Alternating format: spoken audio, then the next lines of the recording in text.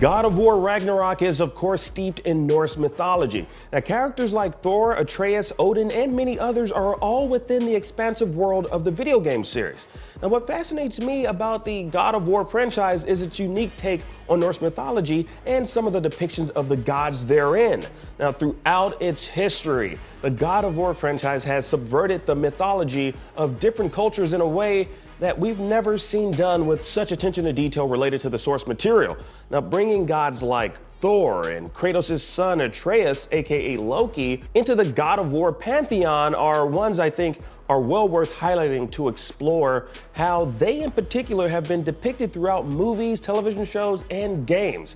Because quite honestly, let's face it, the God of War video game series has done it way better than most, including Marvel. Noob Master, hey, it's Thor again. You know, the God of Thunder? Oh, that's right. Yes, go cry to your father, you little weasel. Oh, and for the sake of this particular video, unless otherwise noted, any mention of Ragnarok is in reference to the upcoming God of War game. Not the mythological event, the MCU movie, the Netflix show, the anime, or any of the heavy metal bands, albums, or songs who borrowed that particular name. Because this can get confusing. The prophecies say Fimbulwinter leads to Ragnarok. War is coming. I mentioned Marvel off top because, you know what, let's face it, when the majority of people think of figures like Thor or Loki, they almost immediately think of Marvel's depictions of each in the MCU. Now, I personally was never a fan of how Marvel depicts Norse gods because I never think of divine beings as superheroes from another world. Although I guess Asgard is technically another world, and director Taika Waititi had this to say. They're aliens, mate. Look at them. They're aliens. They're space aliens. They're space Vikings. Okay, well, you know what? You can choose to believe that if you will, but I digress. Now let's focus on the appearances. Now in Marvel Comics, Marvel movies, etc., Thor's aesthetic is muscular, tall, with long flowing blonde hair. Now taking a look at God of War Ragnarok, Thor's appearance is wider, bearded with red hair, and with a bit of a belly. Now, it gave off Marvel's Fat Thor vibes when we first saw his reveal, which is the only similarity between the two depictions. Wait, don't it look all right? You look like melted ice cream. That and the fact that he wields a hammer, although that changed later on in the MCU with Thor's use of Stormbreaker. Now, throwing a little bit more weight behind it, pun intended, Thor's hefty appearance in the MCU at this particular point was due to him feeling depressed, blaming himself for that now infamous moment. You should have gone for the head. God of War's depiction of Thor is fat because, well, that's how he was built, based on his godly genetics. Now, Thor of mythology is described as having red hair with a beard, and beards in Norse culture were indicative of masculinity. Now, you take a look at most Vikings, the majority were represented with long beards, so you can see that particular notion. Now, Thor's physical appearance in God of War Ragnarok is far more accurate to the mythos and is rather fitting for the world created in the God of War video games. Now, while I've never been a big fan of how mythological figures are depicted in the Marvel Cinematic Universe, I still applaud their inclusion. Yes, because in some instances, the MCU has managed to acknowledge a few elements from the source material. Loki, for example, was an amazing Disney Plus series where we were introduced to different variants of Loki. Hello. Now, in Norse mythology, Loki's shape-shifting abilities render him quite malleable, meaning he can take various different forms. And we see this in the Disney Plus series, with Alligator Loki being one of my personal favorite variants. I loved him. Now, Loki within the God of War franchise has yet to rear his head, at least by that particular name. Now, Atreus' mother wanted to name him Loki, which means Atreus is likely the God of War Ragnarok incarnation of the Norse god and will likely be explored in depth in the upcoming game. Now, as to whether or not the MCU's depiction of Loki is superior to that of God of War's remains to be seen, at least until the video game is released. Now, Ragnarok's setting taking place during the ancient times of Scandinavia is what makes Ragnarok feel more accurate than the MCU's placement of these Norse gods in modern times, in our world. But what kind of vibe do you really get when you take a character out of the days of yore and place them within a more futuristic setting? Like, does it even feel the same?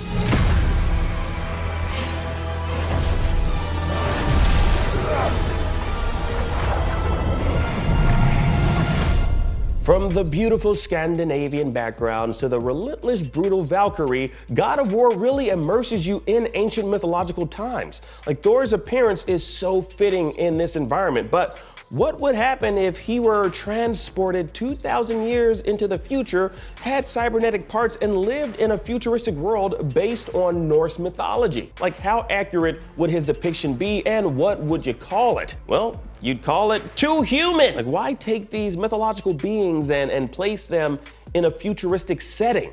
Like, I always question the displacement of these divine beings, but then I guess I have to remind myself that it's just a creative choice. So is Sony Santa Monica's creative direction with Ragnarok. And with it, it feels like a stronger representation of Norse mythology, giving the gods represented therein a more accurate aesthetic. God of War Ragnarok's Thor definitely trumps any other 3D appearance of the character, including all the countless Marvel video games. But what about his other non-Marvel 2D variants?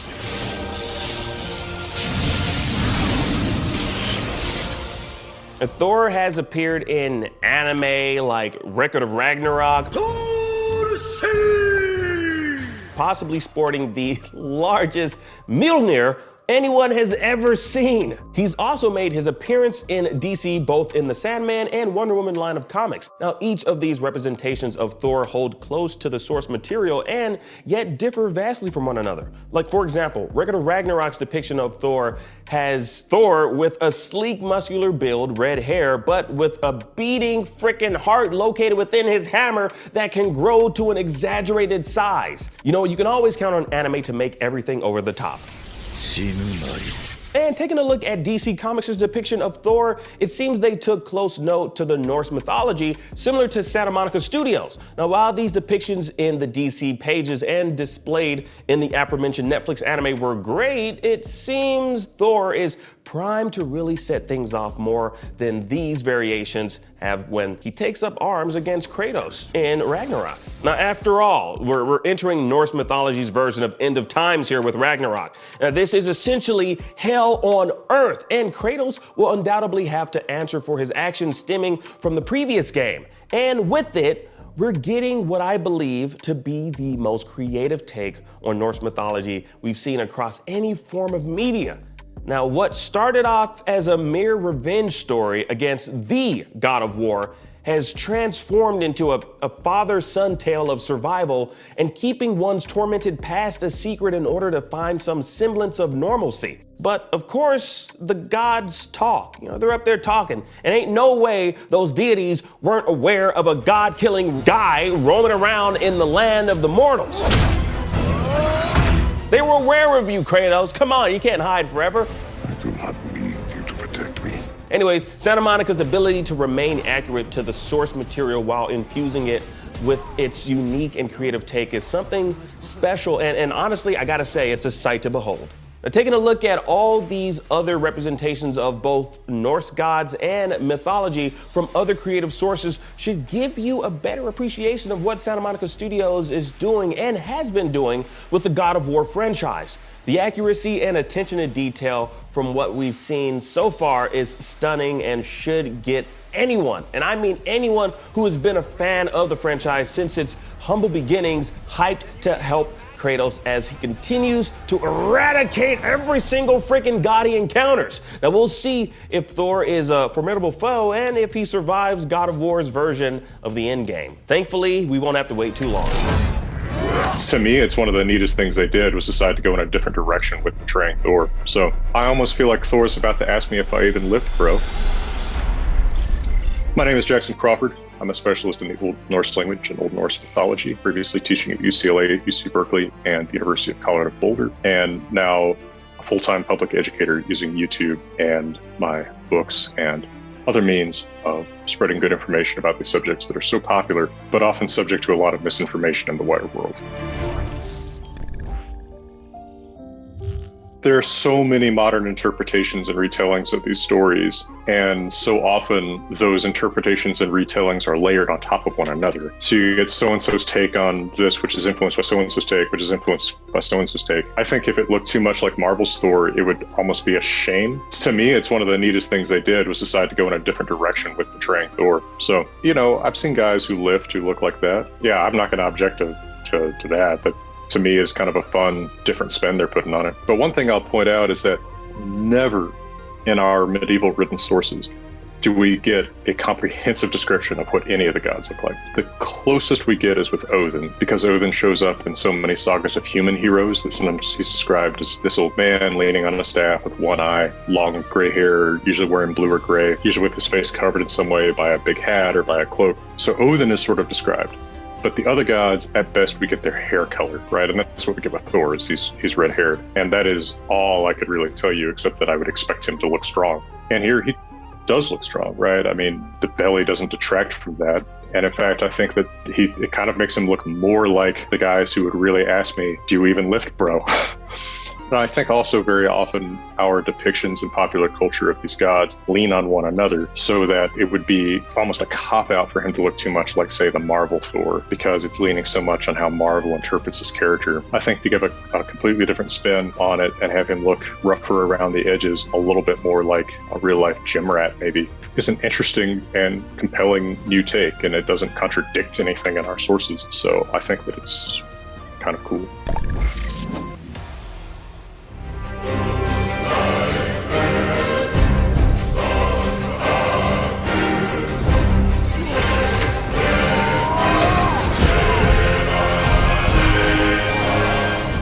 We have been feverishly waiting for this epic journey of a father and son to draw to its conclusion since we commenced the Norse chapter of Kratos in 2018. Now that winter is coming, things are about to heat up. Cross-generation remains in Ragnarok, but is this going to be a winter of discontent for PlayStation 4 and Pro owners?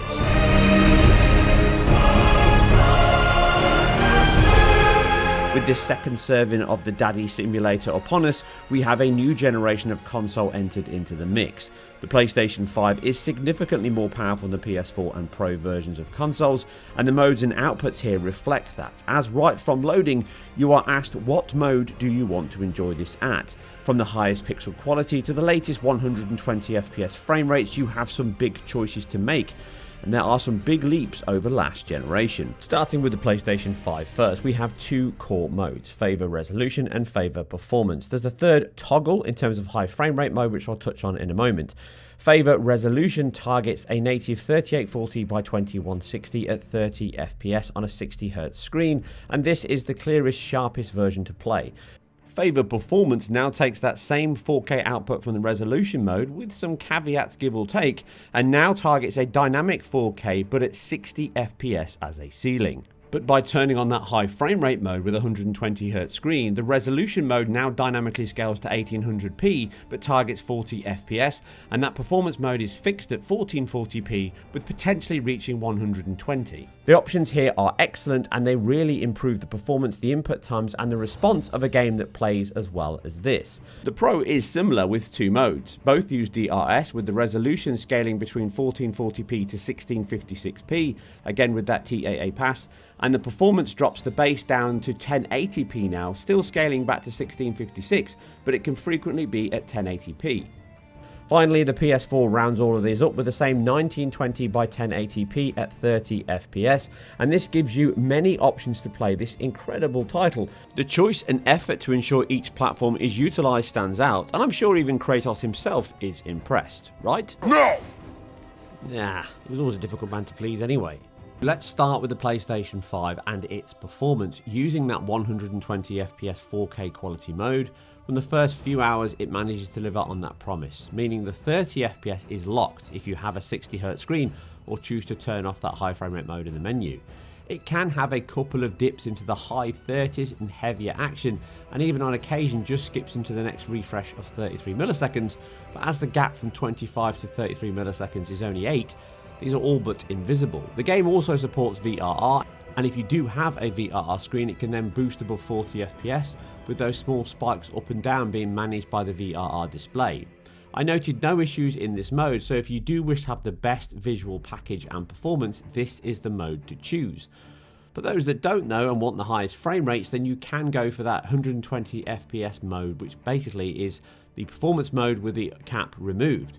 This means you often fluctuate somewhere between 80 to 90 FPS in action. It feels very responsive, it feels brilliant to play and looks cracking. In fact, it's very hard after a few minutes of play to really notice the difference between both modes, and if you are after the fastest, most responsive version of the title, then this is definitely the one to choose.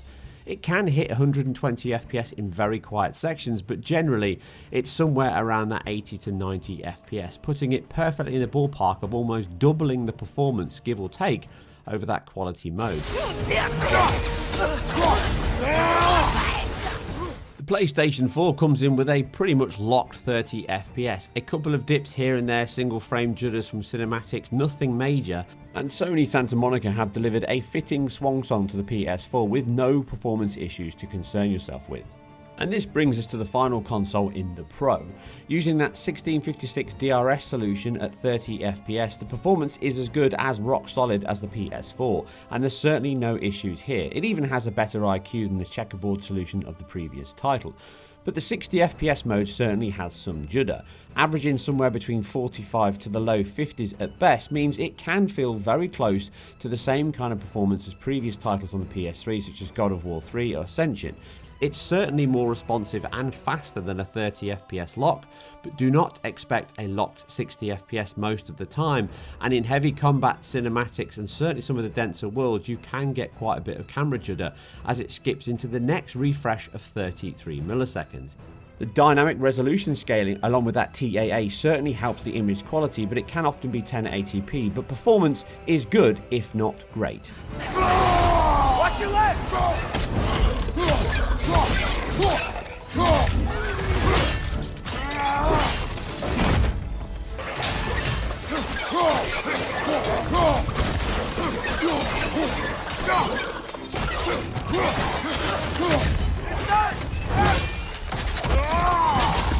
The core assets, the character models, materials, exceptional particle and visual effects, animation are all close to identical no matter which platform you continue your journey on.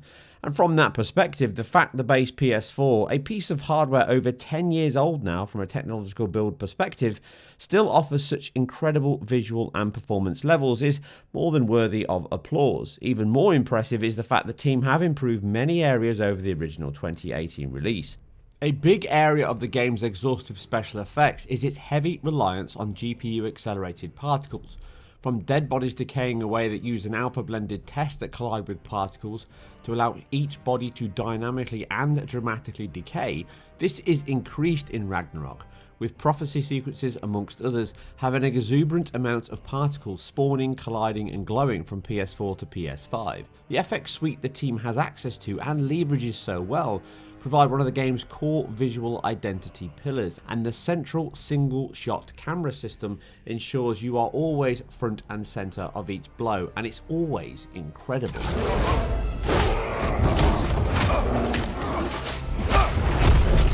Being a story of gods and monsters, Kratos is a hulking anti-hero with his presence always looming but never overpowering. Again, the team managed that here with his stature being used and abused based on the story and enemies you face. The unique single camera shot system returns and always keeps you in the game, as all gameplay to cinematics are seamless back and forth, with it dynamically shifting in the midst of battle or even when you simply make your way through the world. The PBR materials are hyper-realistic again, with strong diffuse base colours mixed with a pro-base lighting system merged with baked elements due to the game's fixed lighting model. This helps aid the team's design focus and the performance levels of the older hardware. To aid the quality and dynamic nature of the gameplay, the engine uses a mixture of shadow maps and then screen space shadows and screen spaced ambient occlusion. So my name is Bruno Velasquez. I'm the animation director at Sony Santa Monica. Well, I love that you have a Marvel cabinet behind you, so big fan already. Yeah, so I kind of wanted to ask about combat, and I know you work on animation, so something that I've been sort of curious about is how do you create an animation that doesn't negatively impact combat? Like, how do you balance that? Because you put a lot of flourish into your moves and stuff like that if you wanted to, but then the timing and the parries and everything might get messed up. So how do you balance all of that? Well, definitely it all starts with a collaboration with the combat team. Essentially, we have these long history of experience combat designers that are big fans of like fighting games and heavy combat games. So they have almost like this formula of what makes a heavy hit or a quick hit feel really nice. So they almost prescribe through us almost like hit frames. Like an ideal move would be if you hit on frame 10 and then the recovery takes this X amount of frames. So we almost get like a dictation of what we got, the range of frames that we got to work with. And now at that point, the animators are able to sort of within those ranges, really, really like push the poses and do pretty much whatever we like to do to make it feel nice and make the feeling of the gameplay feel good. So it's definitely that collaboration with the combat team that allows us to push the animation, but also make it feel good. And how do you advance combat of God of War without negatively impacting that amazing feeling that the original game had, like with timing and parries? Everything just felt so great. So how do you change it without changing it too much? Yeah, I think this time around, the combat designers decided to just offer more options. Right, so just expand with what was already built on the 2018 game. So it's evident, like in the way that you can equip like multiple shields now, offering you more variety of how you can use defense, and sometimes in some of the shields you can use them in a very offensive manner.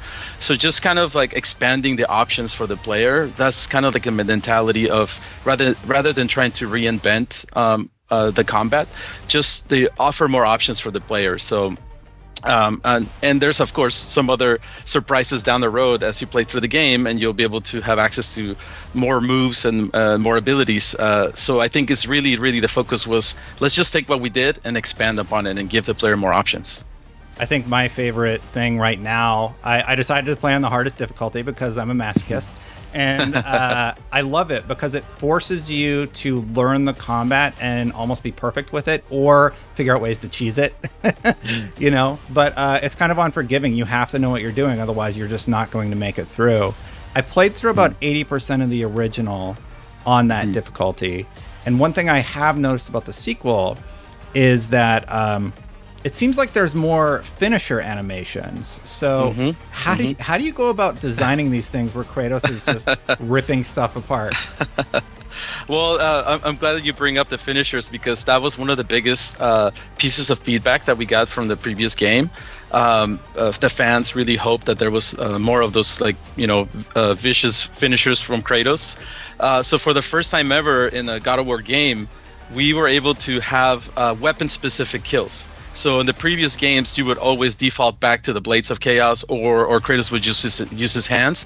But this time around, if you have the axe equipped or you have the blades equipped, you're going to get a different kill.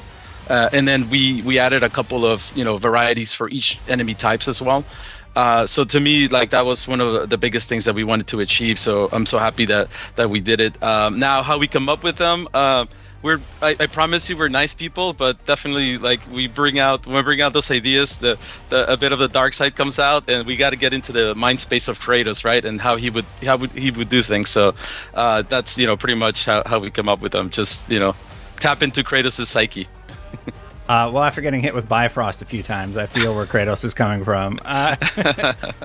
You brought up the blades, right? So. I'd be really curious to hear from you. How do you take those iconic blades and how they worked in the original games and modernize them in not only the first God of War, and then improve upon them in this one? Like, what sort of changes do you make? Just tell me a little bit about that process.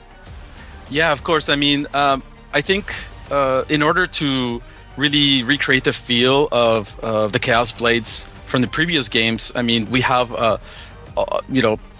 all these games to look into and draw inspiration from, right? So it really is kind of going back and looking at what worked in the past and kind of reimagining all those things from the new camera perspective.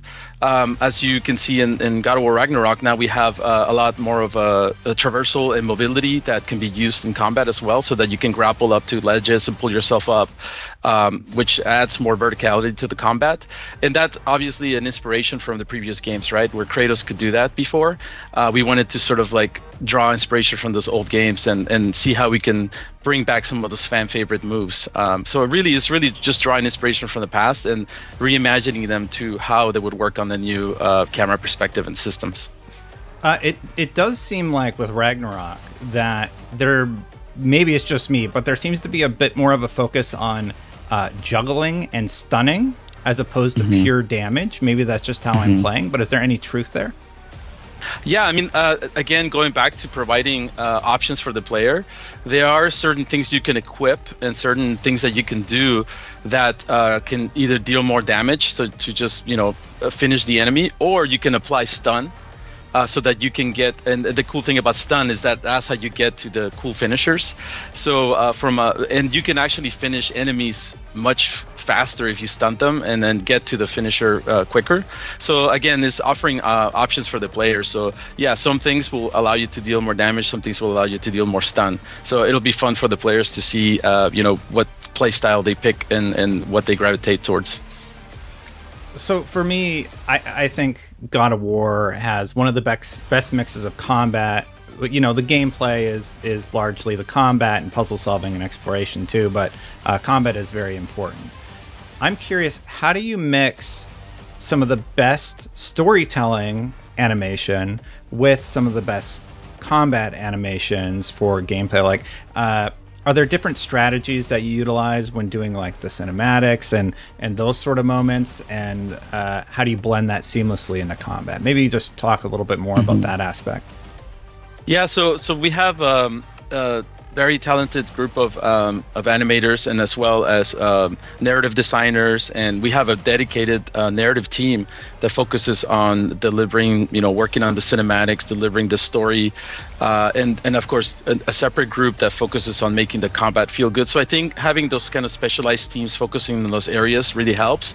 Now, of course, we need to make sure that they merge and they work well together. So I think a lot of the philosophy is that whereas perhaps in some of the older games there was a clear divide between like, oh, now I'm fighting and now I'm in the story.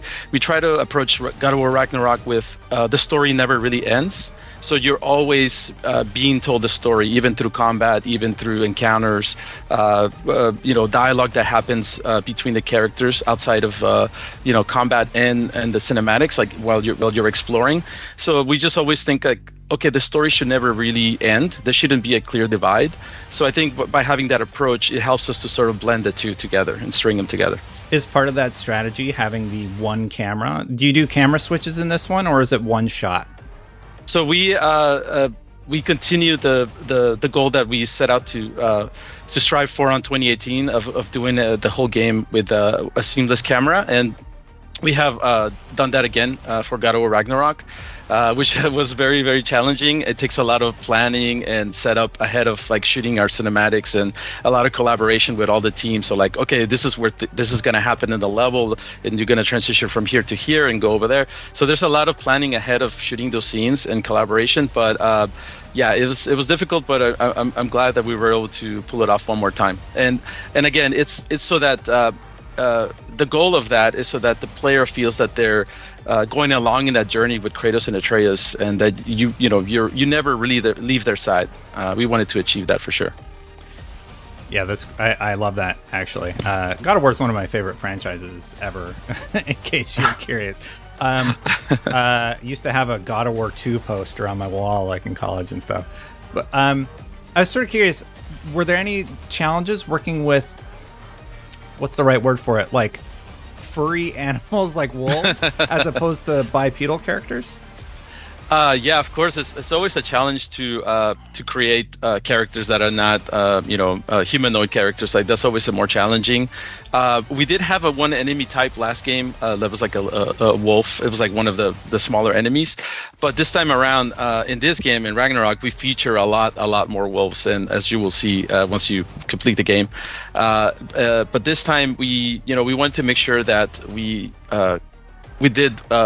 Capture the essence of wolves as best as we could. So even early on in 2018, we had the team of animators go out to a place called the Wolf Connection, where we got to spend a day interacting with wolves and learning about them, how their behaviors are, how the interactions with humans are, because we wanted to make sure that in this game, since Kratos and Atreus actually ride a sled being pulled by wolves, and then essentially they're part of their family, we want to make sure that we depicted that relationship accurately and as best as we could. But yes, of course, always a challenge to create creatures that are not bipedal, and but I am very happy that we got a lot more of them in the game, even beyond wolves, for sure. What is, in your mind, the most important part of capturing the emotion that the actors evoke when they're playing out these scenes? Like, for you as the animator, how do you translate the data that you get from those performances into a compelling scene in a game engine? Mm-hmm. Well, I mean, we use the process of motion capture. We bring the actors to the stage. We do everything at once. So we capture the body, the facial expressions, the voice performance, and as well as the camera movement all at once. And I think that makes it a lot easier. So this is why we need to pre-plan our scenes very well, because it's almost like shooting a play essentially on a stage. Everybody needs to know it's like a dance cards. They need to know where to stand and where the camera is going to be. So I think because of that, because we capture everything at once, it is a little bit easier once we get all of that to get it into the game engine. However, most of the work is on the planning ahead of shooting the scenes, and that's what makes it challenging. But it's always important to try to get the actors to really drive those performances, and Chris Judge and Sonny Soljic have done a really excellent job of depicting Kratos and Atreus once again. Were there any actors that sort of caught you off guard and surprised you with their performances? I mean, I think all of the actors surprised me because they really brought something special for each character, and that's something that I'm really happy that we were able to expand our cast. It's much bigger than the first game, and we have a lot of really great interactions between all the different actors. They all kind of get their moment to shine with their characters, and I can't wait for people to just experience some of the performances, some of the scenes that we shot. I think I hope that the fans will enjoy them as much as they did on the previous game. How does it work? Because you have to work really closely with the narrative team, the actors who are doing the motion capture, the combat team. You have to do all these different types of animation. So what's that collaboration process like?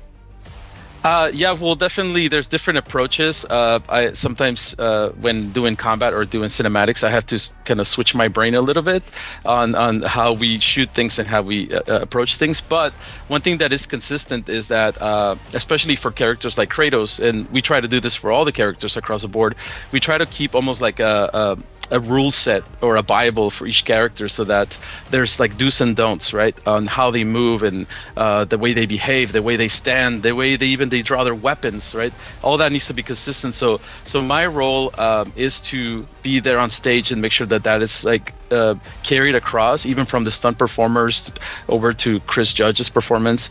And I collaborate with the narrative team, who are more focused on making sure that the dialogue and the performances are there, as far as like selling what needs to be sold on this particular scene. And of course, our game director Eric Williams is there to make sure that everything all comes together.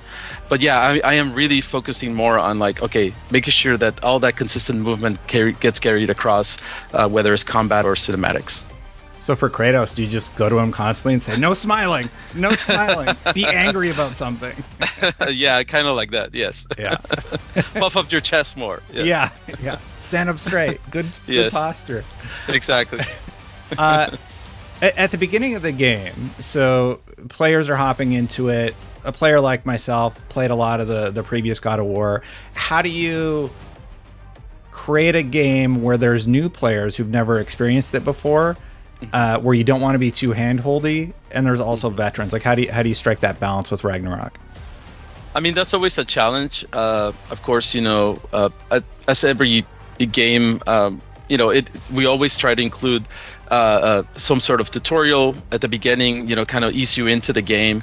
But I think even in this game, we're going to have a little bit of at the beginning an option where the players can see a little recap of what happened in the previous game in case this is the first time they're playing God of War. I think what we're going for, especially with the Norse saga of games, is more of we're trying to draw people in with the story, with the relationship of Kratos and Atreus. Even though there's all these bombastic, battles and gods, and the setting is very epic.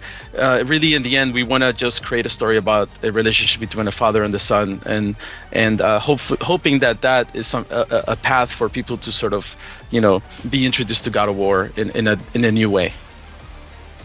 Yeah, for sure. So with a character like Atreus, he's smaller, he has to be really responsive to your button presses. Well, I'm to the point where we can't talk about it, but how do you animate him when you're controlling Kratos so that it looks natural? Because he doesn't really jump to anything. Everything he does seems like a normal fluid movement, as opposed to he doesn't teleport across the screen or something like that. How do you strike that balance of having him respond to an input from the player acting as the Kratos character, the Kratos? Yeah. No. No, so I think we have the unique advantage that Atreus is primarily a ranged character, so that helps a lot, right? So he doesn't need to necessarily close the gap every time you hit the button. He can rely on his trusty bow and arrow. However, this time, we also wanted to expand his repertoire and to show him that he's more of a seasoned fighter now, that he's been training with Kratos for 3 years during Fimbulwinter. So we actually added a lot of melee moves for him as well, so that when you're near the enemy, doesn't feel like he's just only relying on his arrows. So then we have a lot of cool melee moves. He still jumps on the enemies and holds them like in 2018. And there's options there where we allow Kratos to even command him a little bit more than he did in 2018. So I think just the fact that he has both range and close-up melee, it allows us to sort of make it feel more natural that he's collaborating and helping Kratos during the fights. Everything you've created is, of course, challenging, but was there a particular problem that you encountered that was really hard to just get exactly how you wanted it? Oh, wow. There's so many of those. But of course, one of the biggest challenges was introducing a new vehicle like the sled wolf, right? Because we wanted to make sure that it felt very, very easy to control and very natural. We wanted to make it also fun, a fun diversion and experience, something that was different than the boat. And that's definitely worked on that particular vehicle for a very long time. But we really, really wanted to give the player, especially since we're going to be revisiting the Lake of Nine and in Midgard once again, we wanted to make it feel fresh. So this is why it was very important for us to get that sled, feeling really good and allowing the player to have this cool open space to explore.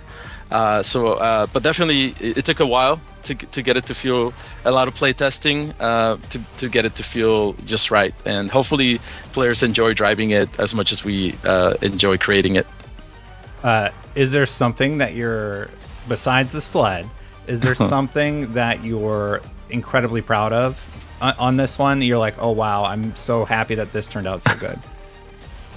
I think there's several things that we set out to achieve at the beginning of 2018, or at the beginning of Ragnarok, I should say, and that one of them was we want to go to all 9 realms. And we were able to achieve that, right? Because that was kind of like a promise that we sort of teased in the first game. So now you get to go to all 9 realms. Another thing is that the enemy variety is much bigger this time around. That was something that we got feedback on 2018. So now there's more bosses, there's more mini bosses, there's more enemy variety in general. And then personally for me I always wanted to get those weapon specific kills since God of War 3 back in the day. Like I always wish there was like a Cestus specific kill. So getting those in with the axe and the blades and on God of War Ragnarok, like that, to me, I'm super happy, and I hope the players enjoy seeing those finishers as much as we enjoyed creating them. I appreciate it very much as somebody who adores the combat, right? Yeah, did you work on Ascension? I did. Yeah, I've been working on God of War games since God of War 2 on PlayStation 2. Oh, heck yeah. Yeah. God of War 2 is pretty incredible. That's all I had, but throwing it back to you, is there anything that potentially I missed or that you want to talk about? Because this is the last game in this story, as Corey has been publicly said. So do you have any thoughts as you're about to launch this latest God of War for everybody? Well, I just really hope that the fans enjoy playing the game. We really hope that they enjoy the conclusion of the story for the Norse saga.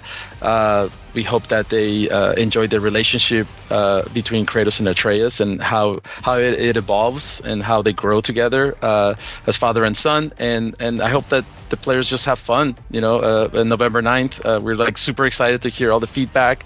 And we always follow the comments from the community, and we love to hear what you think of the game, and we'll take all that feedback, and who knows, we'll put it onto whatever comes next.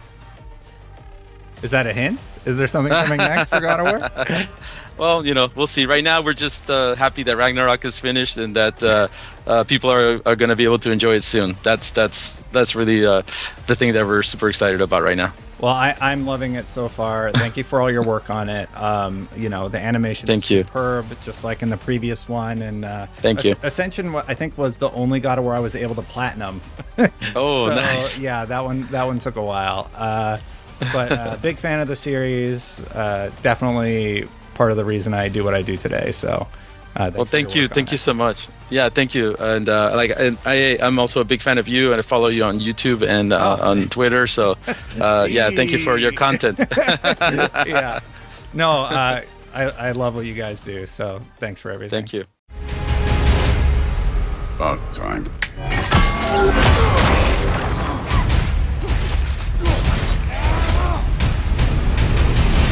You think you can come here, become a daddy, get a clean slate? That ain't how it works. You're a destroyer, like me. How do you follow up on one of the greatest video games of all time? Sony Santa Monica finds itself in a situation not dissimilar to when Francis Ford Coppola created the sequel to his mob movie masterpiece, The Godfather. Like part 2 of the Corleone story, God of War Ragnarok puts a fierce, younger member of the family directly under the microscope. In doing so, it manages to reach the heights of its predecessor, and in some ways, even tower above it. The writing, performances, and music are each exceptional, bringing this expansive Norse tapestry to life. But even as it holds your heart in one hand with its elegantly told story, it's crunching bones in the other with fantastically ferocious combat. It all binds together to forge a monumental action epic that adds yet another impressive landmark to the video game landscape.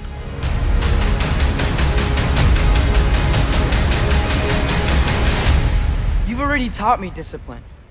I need more than that. I need answers. Answers you don't have. Answers only your mother had.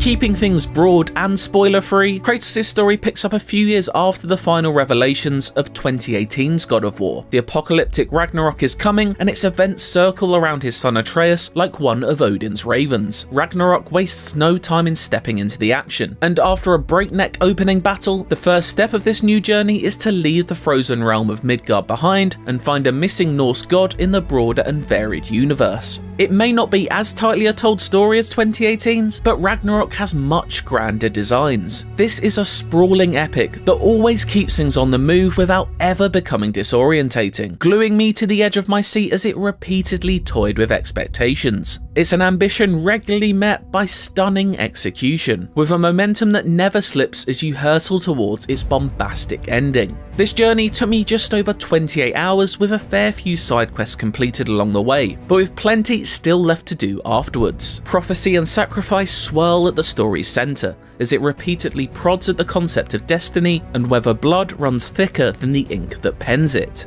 It doesn't merely offer up surface level readings of these themes, Instead, each character and their motives are given the respect they deserve by delving in deep. It's a truly special and fittingly grand conclusion of Kratos' Norse saga. Despite being laden with myth and melodrama, there's still plenty of time for welcome pockets of self-aware silliness that almost always elicit a laugh. Whether that be another bizarre dwarven contraption or the simple thrill of Kratos eating a sausage. When not eating dinner, Kratos' thunderous voice actor Christopher Judge frequently engages in smartly realised dialogue with his equally impressive castmates. Make no mistake though, this is firmly Judge's court, and one he frequently dominates. Kratos' traumatic personal history is reflected in everything from his mournful tone of voice to his appearance. Atreus! Listen to me.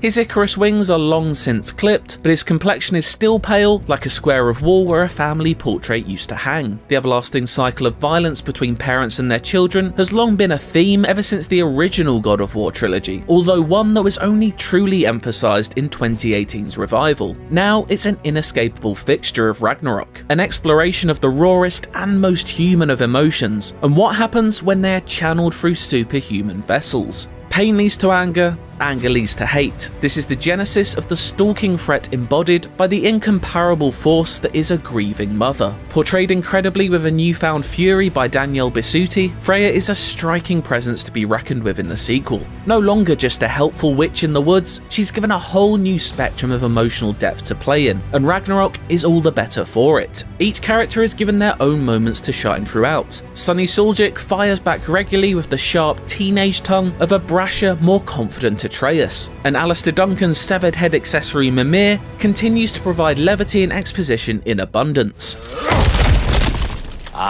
Back to smashing through things for fun and profit. Lovely. Various newcomers to the vastly expanded cast also deliver fantastic performances, with a particular standout being Leia Hayes, radiating infectious energy from the mysterious Angerboda.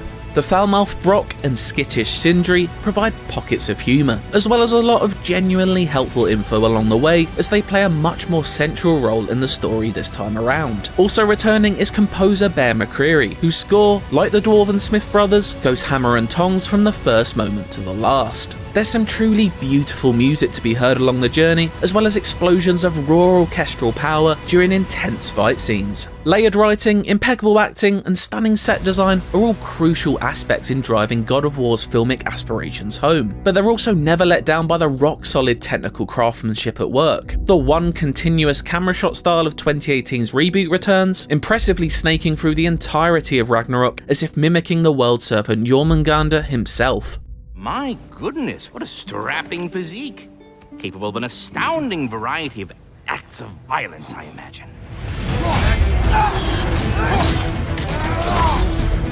God of War's combat has always been the flashy attraction that draws a crowd in to be wowed by its story, however, and Ragnarok continues that tradition. Kratos' blades whip around in every direction, delivering a clanking fiery pain to any face they meet. Heavy cleaves of his axe crunch into enemies, making them fold like bloodied origami. And yes, that axe still slices through the air, meatily lodging itself into anything unfortunate enough to be in its path, before being recalled to your palm with what remains one of the most satisfying button presses ever assigned to a controller.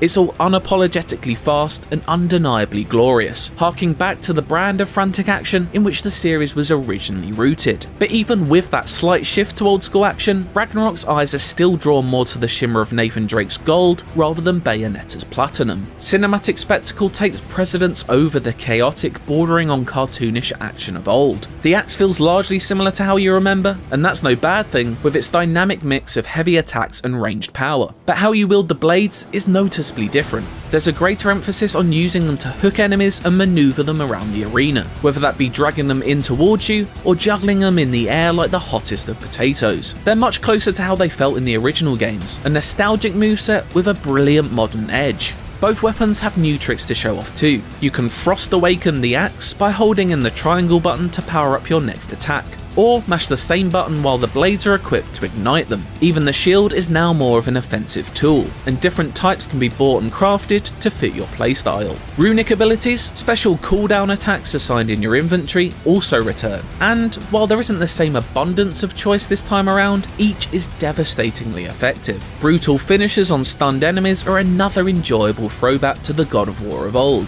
There's noticeably a good amount of variety in the randomly chosen weapon-specific animations too.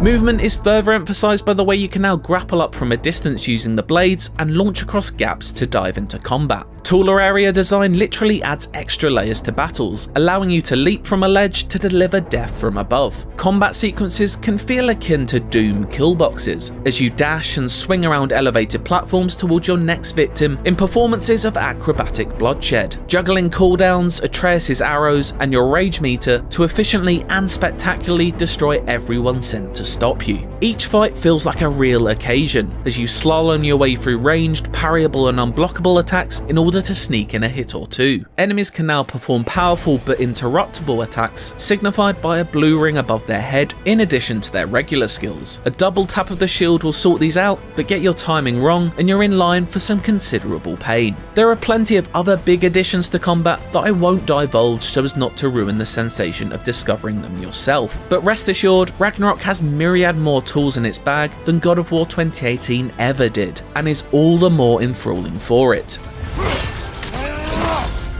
It all feels exceptional when in full flow, often mesmerising with its top tier action drenched in rhythmic brutality, and is quite simply the best combat I can remember playing in a game. And that just goes for the regular fights. Boss battles are of both a higher quantity and quality, including one encounter that makes the opening Stranger fight from 2018 look like a playground scuffle. It's not just the story bosses either. I fought massive alligator bastards called Dreki on more than one occasion, which were a real event to fight and more of a challenge than 2018's Trolls ever posed. It's great to see sprinklings of that old school monster mayhem thrown into the mix, which manages to successfully offset some of the more serious stretches of the story. Smart new puzzle ideas are consistently introduced, and building complexity throughout as more abilities are added to your arsenal. They're often fun and never in danger of slowing your progress to the detriment of the plot. But even so, Atreus or Mihir can't help but come in with a hint far too early and sometimes rob you of that satisfying aha moment.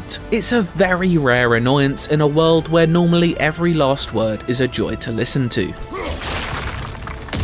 Armor customization has been streamlined, resulting in the removal of the slotting system for a more straightforward upgrading mechanic. Enchantments are now placed inside a separate amulet rather than spread over various pieces of gear. This division makes seeing what you have equipped easier and means you aren't lost delving into too many menus within menus. This also means you can upgrade a piece of armor and take it with you through your journey if your playstyle happens to perfectly click with a certain set, or you just love how it looks. The same goes for weaponry, which can be upgraded as well as fitted with attachments such as individually named hilts and handles, each with their own perks and bonuses. Who wouldn't want to play with the Stonecutter's knob, after all?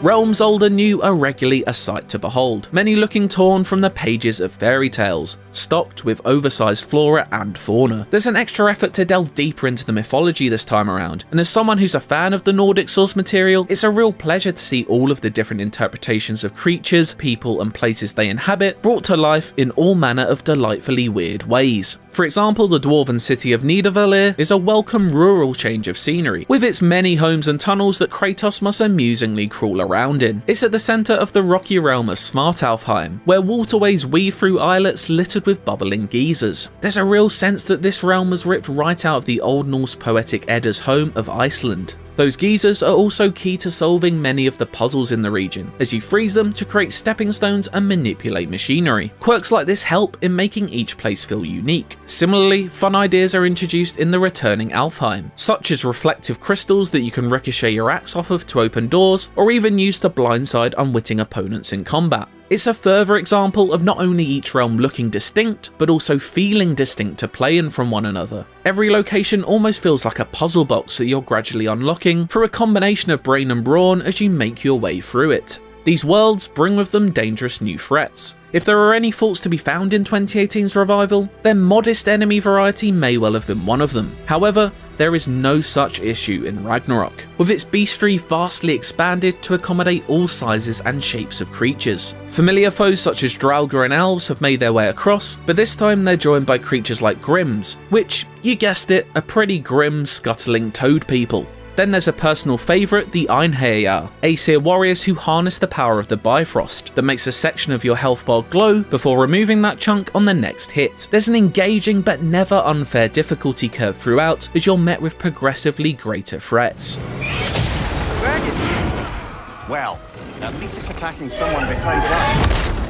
Side missions are sometimes spectacles in their own right. They're a great source of character development as you learn more about your friends and companions by helping them right past wrongs. Some side quests do just present a pure gameplay challenge over extra stories, however, such as hunting down powerful legendary enemies dotted across the realms of Yggdrasil's roots. There is no shortage of genuinely tough side boss encounters either. Chipping away at larger health bars is a really satisfying challenge, and remarkably well balanced against the standard quick kill nature of the majority of Ragnarok's fights. It's yet another testament to the masterful combat design on display. And yes, there are some absolutely tough as nails endgame level challenges to rival the Valkyries of 2018, but I'm gonna let you find out what those are for yourself. There's a substantial slew of collectibles to clean up as well, with Odin's ravens, puzzle chests, artifacts, and much more to find in every corner. There's a ton to be done after the main story has been brought to a close, all of it incredibly Moorish and fun to complete. Ragnarok never once rests on its laurels, throwing new ways to play at you until the very end. Despite having a seemingly endless amount to praise here, I really have barely scratched the surface of what God of War Ragnarok has to offer. I'm deliberately omitting dozens of secrets and surprises. I wouldn't dare spoil what's to come for anyone booting it up for the first time, but rest assured there are both huge story moments and fresh gameplay additions that live up to and often surpass expectations. Taken all together, much like The Godfather Part 2, God of War Ragnarok delivers not only a chapter that reaches the lofty heights of its predecessor, but leaves it impossible to imagine the series without it.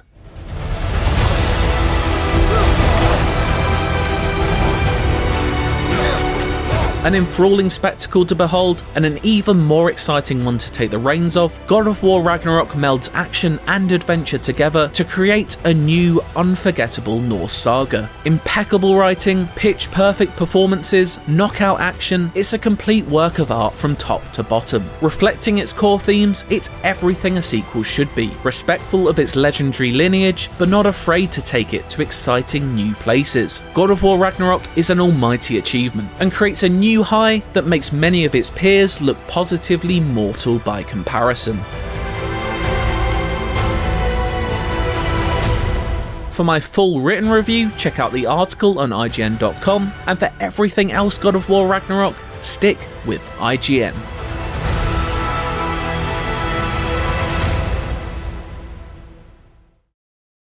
Launch day for God of War Ragnarok is finally here, and today we'll be looking at some early portions of the game. We also have some very special guests joining us. We're very excited to be sitting down with Sony Santa Monica here on launch day to ask some questions about creating Ragnarok, and we'll get a chance to chat with the game's director, Eric Williams. Later, Ragnarok's lead combat designers will join us to discuss how the game's core mechanics have changed since God of War 2018. Now, we will be showing footage from the opening hours of the game, so consider this your spoiler warning. Now, let's kick things off by chatting with Eric Williams, Ragnarok's game director, about building a sequel to a 10 out of 10 masterpiece. Eric, how are you doing today? Quite well. How are you? Great. How does it feel to finally launch God of War Ragnarok? Well, we're not quite there yet, but we're almost there. Almost there. Just a couple more days. But yeah, it's super exciting. The team is hyped. People are starting to come back into the office and, returning even from wherever they are in the world these days since the work from home. So it's cool to see people again. Review day was pretty special. I know the team was super hyped for that. But yeah, it's been a bit of a whirlwind. Yeah, I bet. It's very exciting. So getting into it, the Aesir gods are incredibly influential in modern pop culture. How do you keep your interpretations original for those who feel they've seen all these characters before while also staying true to Norse mythology? We back in 2018 when we started to create, like, I guess the factions or the differentiators between the gods, we always kind of like looked at the Aesir gods as like a biker gang, and like the Vanir gods as like a hippie commune, if you will. And so like their views on the world are kind of like completely split against, each other. So that created for kind of like rich conflict for their war already, which is one of the big, backings of Norse mythology, the Vanir and the Aesir war. So, then enter Kratos, and you have a whole new thing that, dynamic that's going on with inside there. But yeah, like you said, there's, new media, like interpretations of those characters. Then there's like the prosetta. And we're somewhere on a sliding scale, depending on which character it is, between those two things, with a big, bucket of God of War paint put on top of it, because we want them to exist in our world the way that we want them to be for our story and what we're trying to tell. So, we're not blind. We look at everything, we read everything, and we figure out our own path through it. But I don't want to get into too much because then we'll spoil those characters for anyone. Yep, yeah. Once again, we're not trying to spoil anything for anyone. Yep. One of the changes we saw in Ragnarok were the codex and lore entries, which were written by Kratos this time, as opposed to Atreus. Was it tricky to write for Kratos, a character he's very terse most of the time? I assume you also want to add enough info in each entry to give the player an interesting tidbit of information, correct? Yeah, I think it was both challenging and kind of like probably freeing, for the writers. Like they get to take in his perspective a little bit more. Kratos is most definitely the most difficult character to write for. It's not everybody on the team can nail him, or if they do, it takes them a lot more revs than maybe a different character. Somebody was talking about in another interview that maybe you noticed or maybe didn't articulate when you were playing it is Kratos doesn't use contractions when he speaks, so like he's like, he doesn't use like don't, he's going to say do not. And it makes him feel very, stoic and stern, and like that kind of like, old school kind of dad mentality. But also like when he speaks, like it has gravity behind it. So those are kind of little tricks that we have. Like there's like, like a rule book, if you will, certain things that will help for writing Kratos. That was applied to those journal entries. But it is cool to see those things from a different perspective, and it's one of the many ways we try to take like things that you already knew and make them feel the old stuff feeling new again. So you knew about all that from Atreus, but it's like, oh, this is kind of interesting. Like I want to read these again because it's from his point of view. So, yeah.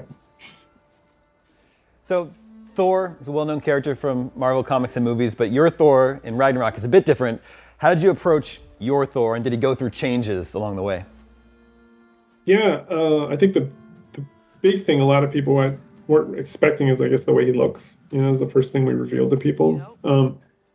And a lot of people thought he was going to look like the way he did in the, dream sequence from 2018. But that's exactly what it was. It was a dream. The kid dreamt that. And the only thing he had seen of Thor was Thor in the lake, the big statue. And as you know, if you're ever going to have a statue made of yourself, it's probably going to be on your best day, not your worst day. So, Thor's best days looks-wise potentially might be beyond him, but it doesn't matter. He's grown a bit round, but he is still ever the force of nature. And I just wanted him to be this like brutish man-child. He doesn't have to worry about anything in the world. Nobody can deal with him. He has no peer, essentially. That does something to a person. You don't really have to play by any rules whatsoever, So he's, going to be that guy. I don't want to get too crass, but, he is going to drink and do what he does and make merry of everything. And I think that's a fun place for our Thor to be. But there's a lot more layers to him, again, that especially that Ryan brought out of Thor. And I can't speak highly enough of Ryan's performance. I think he was absolutely incredible as Thor. So God of War 2018 was directed by Cory Barlog, and you took over directing duties for Ragnarok. How would you say your directing styles differ, and are there any sort of major changes that you implemented for the sequel? Yeah, our directing styles are quite different. Cory's a creative at his heart. He's an actor, he's a writer, he's an animator, he's all those things, and I'm like more of an engineer at heart. I come from math and science backgrounds and design, and so the way we approach problem solving is different. But Cory and I have worked together for 20 years, and we've always kind of been like two sides of a coin that balance each other. So it was just kind of the role was a little flipped this time. Normally he's like in charge, and then I kind of like back him up and figure out how everything's going to work. And this time I was kind of doing all that. And then whenever I would need help with some of the creative stuff that maybe we got stuck on, I could ping him for some answers. That being said, though, the writing team is back almost 100% from the last game, and they crushed it. So we were in good hands there, along with pretty much every other department. We didn't have too many departures, so the team was rock solid, and people were growing into their new roles as directors under me. So as far as the style goes, I'm a little bit more hands-on. Like I'll still get in there, mess around, and get into the files and do stuff and check things in. And he was a lot more high level, and he would write. I didn't write too much. I just did more structure with the team. So just kind of, it was almost like 180. So that I think that was like more of a whiplash thing for the team to deal with, and be like, oh, we were used to this for 4 years now. This guy's kind of like flipped a little bit. So I tried to like maneuver a little bit closer to some of the things he did, so it wasn't so, diametrically opposed to what the team was used to. But at the same time, I had to find my own way to get things across to how we want to do them and get everybody aligned on what we were going to do. But we had a lot of processes in place at the studio that are really strong. We put together this inspiration book for every project like very, very early. We make sure everybody gets us a good onboarding tool, and it kind of breaks down the whole game. And then we do these things called story time, where we get the entire team into a room, and then the writers will read pretty much the script, a quarter of it at a time. And it's almost like campfire tales with like two of your coolest uncles in the world. Luckily, we got all that out of the way before the pandemic hit. So we had very, very strong alignment before the pandemic happened. And then they were just trying to like hold on to that as much as you could, like through the new challenges of work from home. That's super interesting. So there are a lot of moments of crawling through tight spaces in Ragnarok. Can you clarify what's actually happening there? Are they actually sort of like loading? Do you want me to give the GDC talk on this? Oh yeah, let's do that. Let's get into that. Probably like 10 plus reasons why those are in games. We're not the only game that use them, by the way, but oh sure, like the loading is usually the last resort. A lot of people say, oh, they're just glorified load zones, whatever, but they're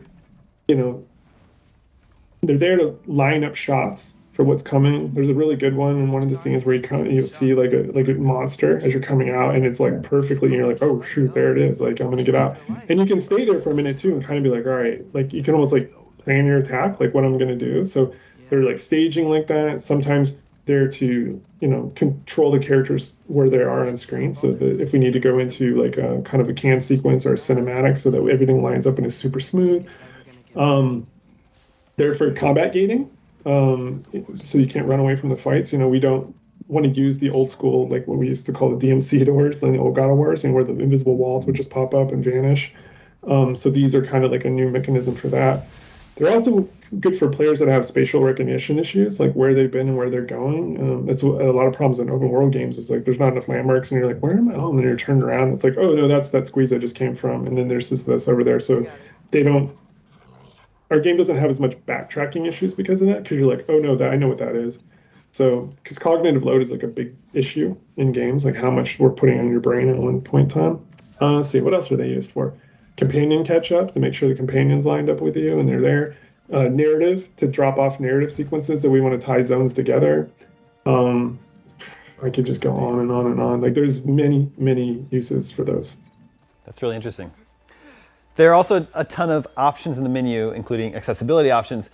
Did you need to adjust your gameplay design during development to account for them, or do they all get added afterwards? Oh, it's a work in progress always. Because like as new features are coming online, they might not play with the accessibility features or vice versa.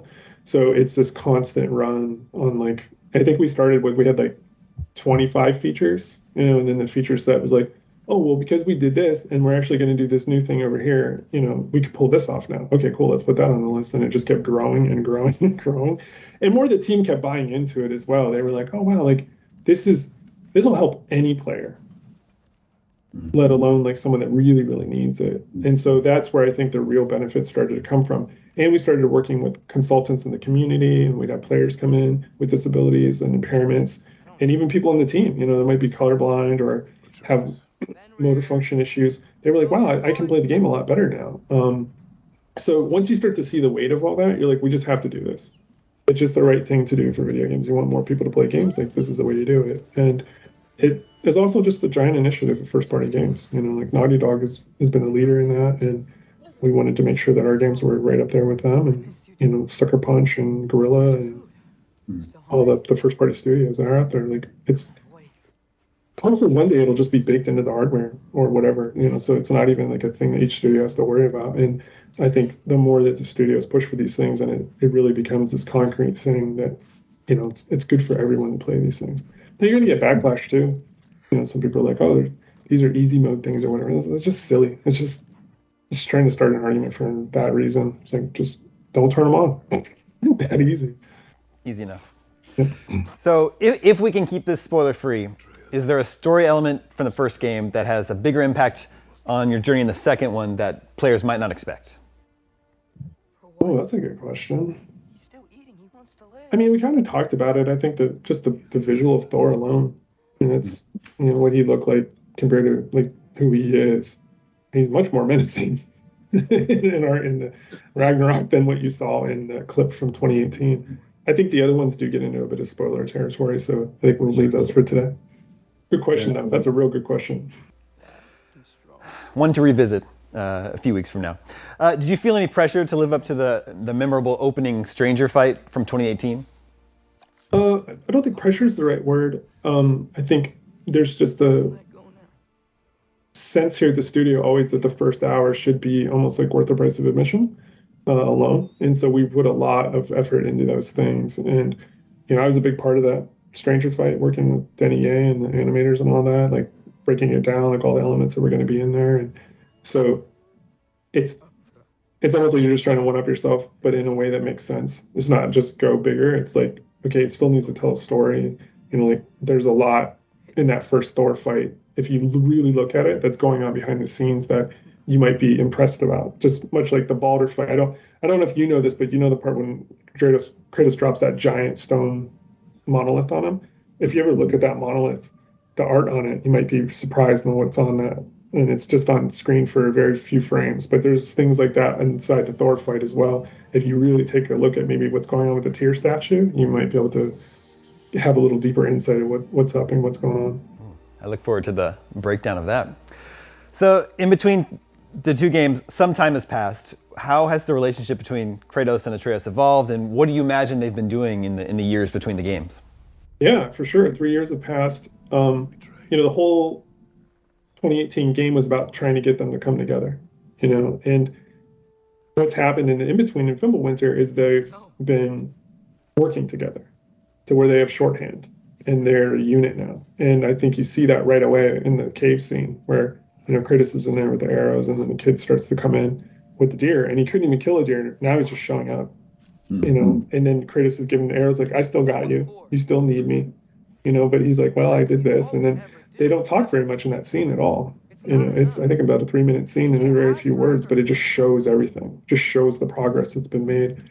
And much like you brought up the Strange fight from 2018, you know, like that was a hard fight for Kratos because he hadn't fought in a long time. It was like he had ring rust and that got knocked off real quick. But that's why it ends with him on his back and kind of limping back to the house. Like he hadn't encountered that in a while. This Kratos has been training for 3 years and been training his son. So they're ready to go for whatever's going to come at him. And so you're really seeing that guy come back, but with a more tempered, you know, mental capacity and to show his son to be better. So that's where they kind of leap off at this point. But the kid's quite capable. You know, he is his father's son. Yeah, it's true. How did you approach exploration in Ragnarok, and how would you say the exploration element compares to 2018? So 2018, we were learning what you call a wide linear game would look like and how it would operate. So we didn't know a lot. You know, doing Caldera was like a mystery box. And once we kind of figured that out for this game, we were like, well, we want to have the Caldera back, but we want to change it, so we froze it. So that made like that whole level kind of flip on its head, if you will. And then each of the other exploration spaces in the other realms, we were like, okay, well, what are things that we really like or we want to revisit or ideas maybe we didn't get to? And they just start to pop up out of there. And the main thing we wanted to do is make sure that, you know, I hesitate to even call it side content because it's almost like disrespectful to how much effort we put into it, but it tells just as good as stories as the main story. It's just that you don't need those to know what's going on. They just further enhance characters that you already like their backstories, or they might be telling parallels that are happening in the main story, or cautionary tales, or these things that just bring the whole world together. That is, the suspension of disbelief is high if you participate in that stuff, even more so than what's already there in the story path. And I think that's something we were really, really aiming for. That we don't even have fetch quests. I don't think anybody, collect flags or these type of things. You can have elements of that, but if you layer all the other parts onto it, like solid combat with rewards, good storytelling, then you kind of perceive the content differently than it just being what video games do. Because you have to have video game stuff. It's a video game at the end of the day, right? We want it to be the most video game it can be, while also being the most movie it can be. And then somewhere there's a overlap of those two. And I think that's what's kind of unique about our game and why it's not an open world game. So I replayed 2018 earlier this year, and I could say, diving into Ragnarok feels very smooth. It definitely feels like a continuation. It feels like the other side of the coin. How was it difficult to balance that, trying to provide a sequel that does, brings new things to the table, while also, feeling like it's still that same world and game? Yeah, it's super hard. But it was done with intention. Specifically, the first hour, most of what you play, you're like, okay, this feels familiar, and we wanted that. We didn't want it to be like this weird knee-jerk reaction between 2018. It wouldn't be like to your point, say you finished it and literally 2 hours later you turn it on and be like, oh, this feels like a glove. I know this is home, And then it starts to open itself up to you, and it does it in layers. Start with the axe, and you get the blades, new shield comes online, and then other things start to happen from there that are very different. And some people, they want more. I don't know what to do about that. We're trying to tell a continuous story that we want it to feel like chapter 1 and chapter 2. And it, for us, does that thing, where you're like, oh yeah, this is. Now, the one thing that we do look at is if all the improvements made in Ragnarok, if you go back and play 2018, you might miss some of them, specifically in the combat and the movement and those type of things. And that's where I think the success of Ragnarok lies, because we've already seen that. Some people are like, yeah, then I went back and played it. I was like, man, Kratos just feels a little stiff in this way and that, things we already knew we wanted to improve upon, and it's actually working out that way. But not so much that you're just like, oh, this is not a good game anymore. It's, they empower each other, much like the way that, Empire makes A New Hope and Jedi kind of sing, in a certain way. And so I think there's a little bit of those elements that we took from inspiration, things we love, and wanted to make sure that that was baked in as well. Have there been changes to how weapon, armor, and skill upgrades work in Ragnarok? Yes, there's massive overhaul. The rarity system has been completely changed. For the armor, all armor can be taken to level 9. So there is no such thing as early game armor that can't be taken. You can earn the right to transmog it as well. But every piece of gear can go to level 9. And the builds are much more interesting, in my opinion. And that's no disrespect, because I worked on all the last game with those guys.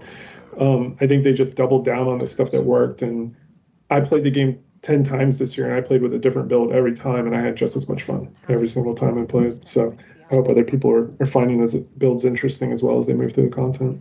But it's those systems are tough, because some people don't want that part of it. They just come for the story. So we even took that into account. If you press R3, a little menu will come up and you're just like, give me all the best stuff for strength, and it just auto-equips the whole system for you. Don't have to sweat it.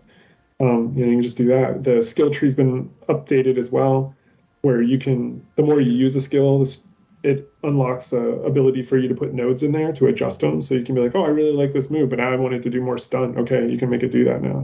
But again, you have to work towards it. And what that did was make people more cognizant of maybe skills they weren't using.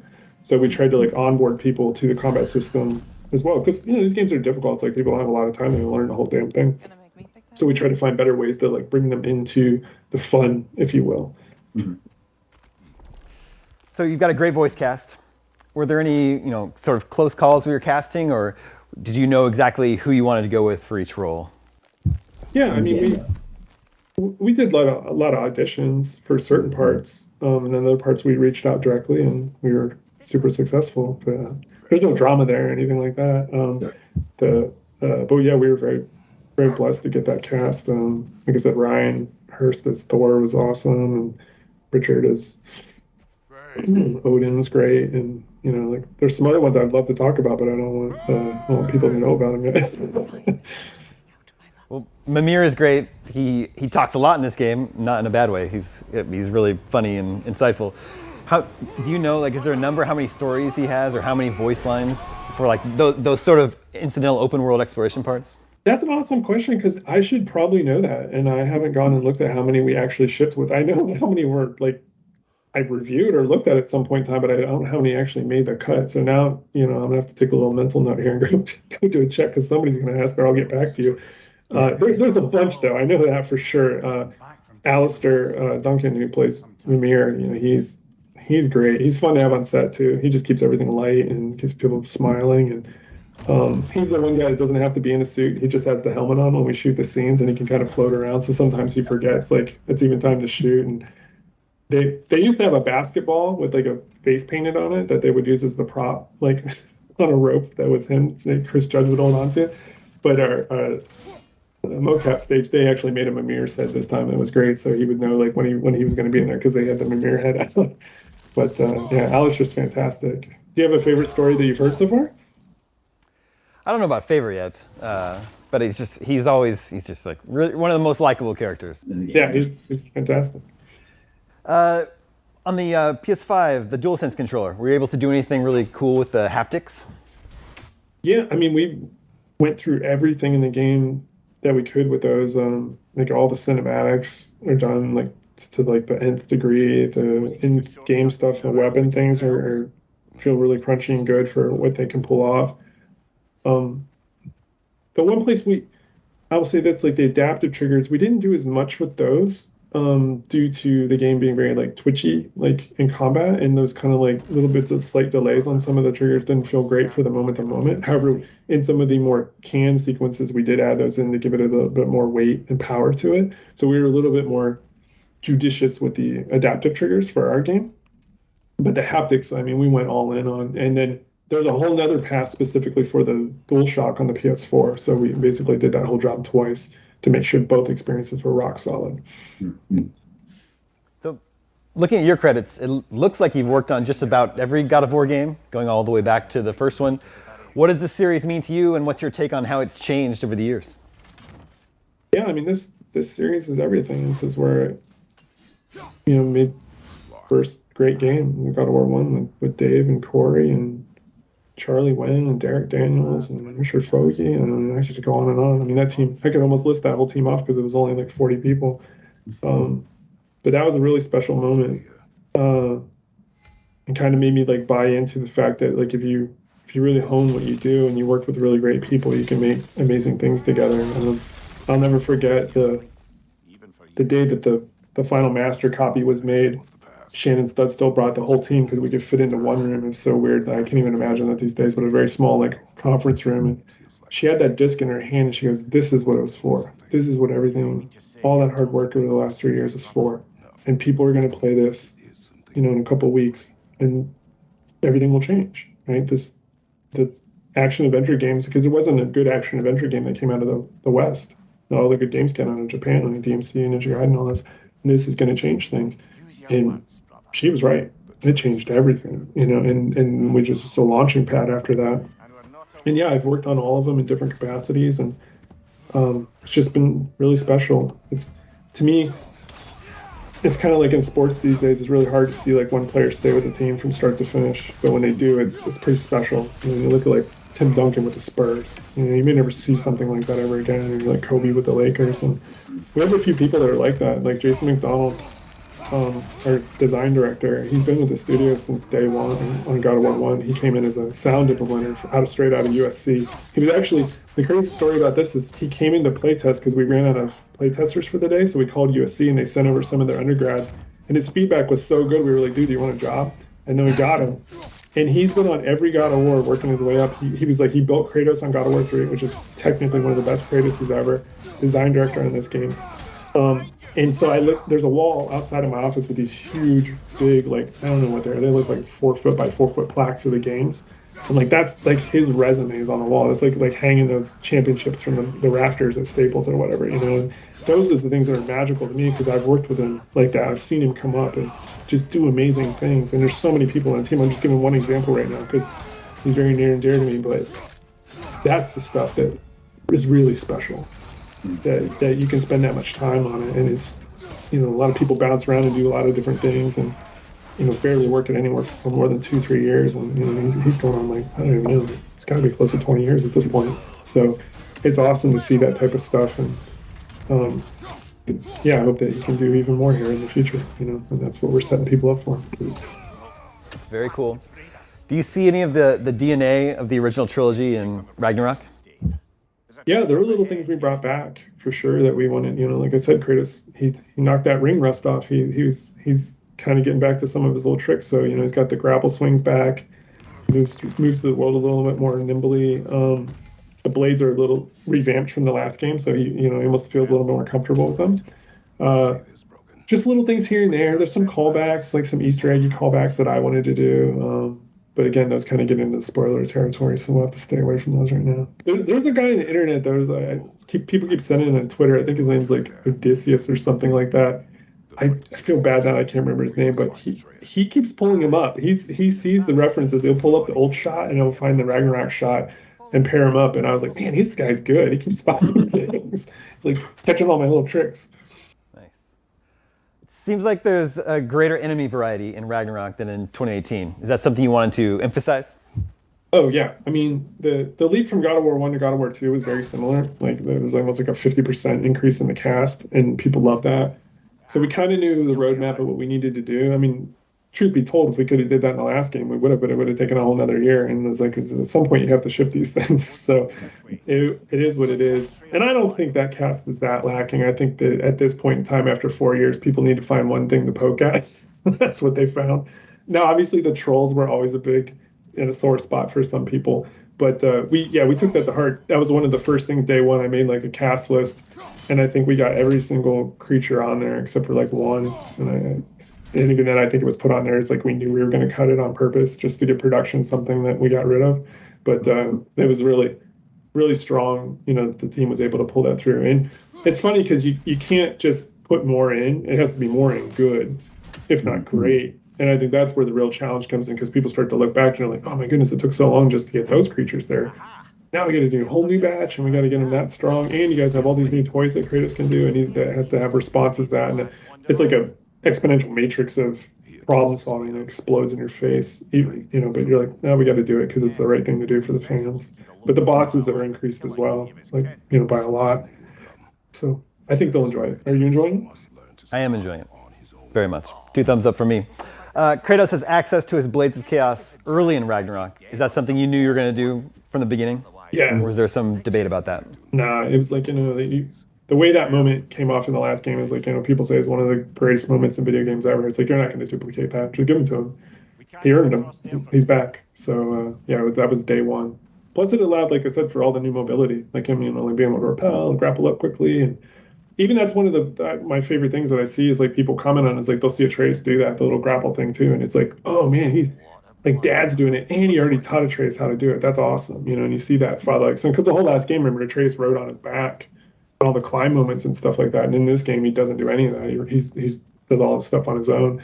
So that was another thing that was like very expensive to redo all that stuff. And the kid has to have his own version, but it's in terms of storytelling, it has to be done, you know, because otherwise you'd be like, he's all grown up, but he's still got a piggyback ride, you know, like you'd be like, I don't buy it. So it's like those are the things that you incur. It seems like such a simple thing, and then you look at that, and it's like the animation budget for having Atreus move around the world on his own is like astronomically compared to what it was last time. We just pop him on Kratos' back. Yeah. How much fun is it coming up with the ludicrously violent ways to behead and dismember enemies with those finishers? Depends on your personality. Some people really enjoy that, other people want no part of it.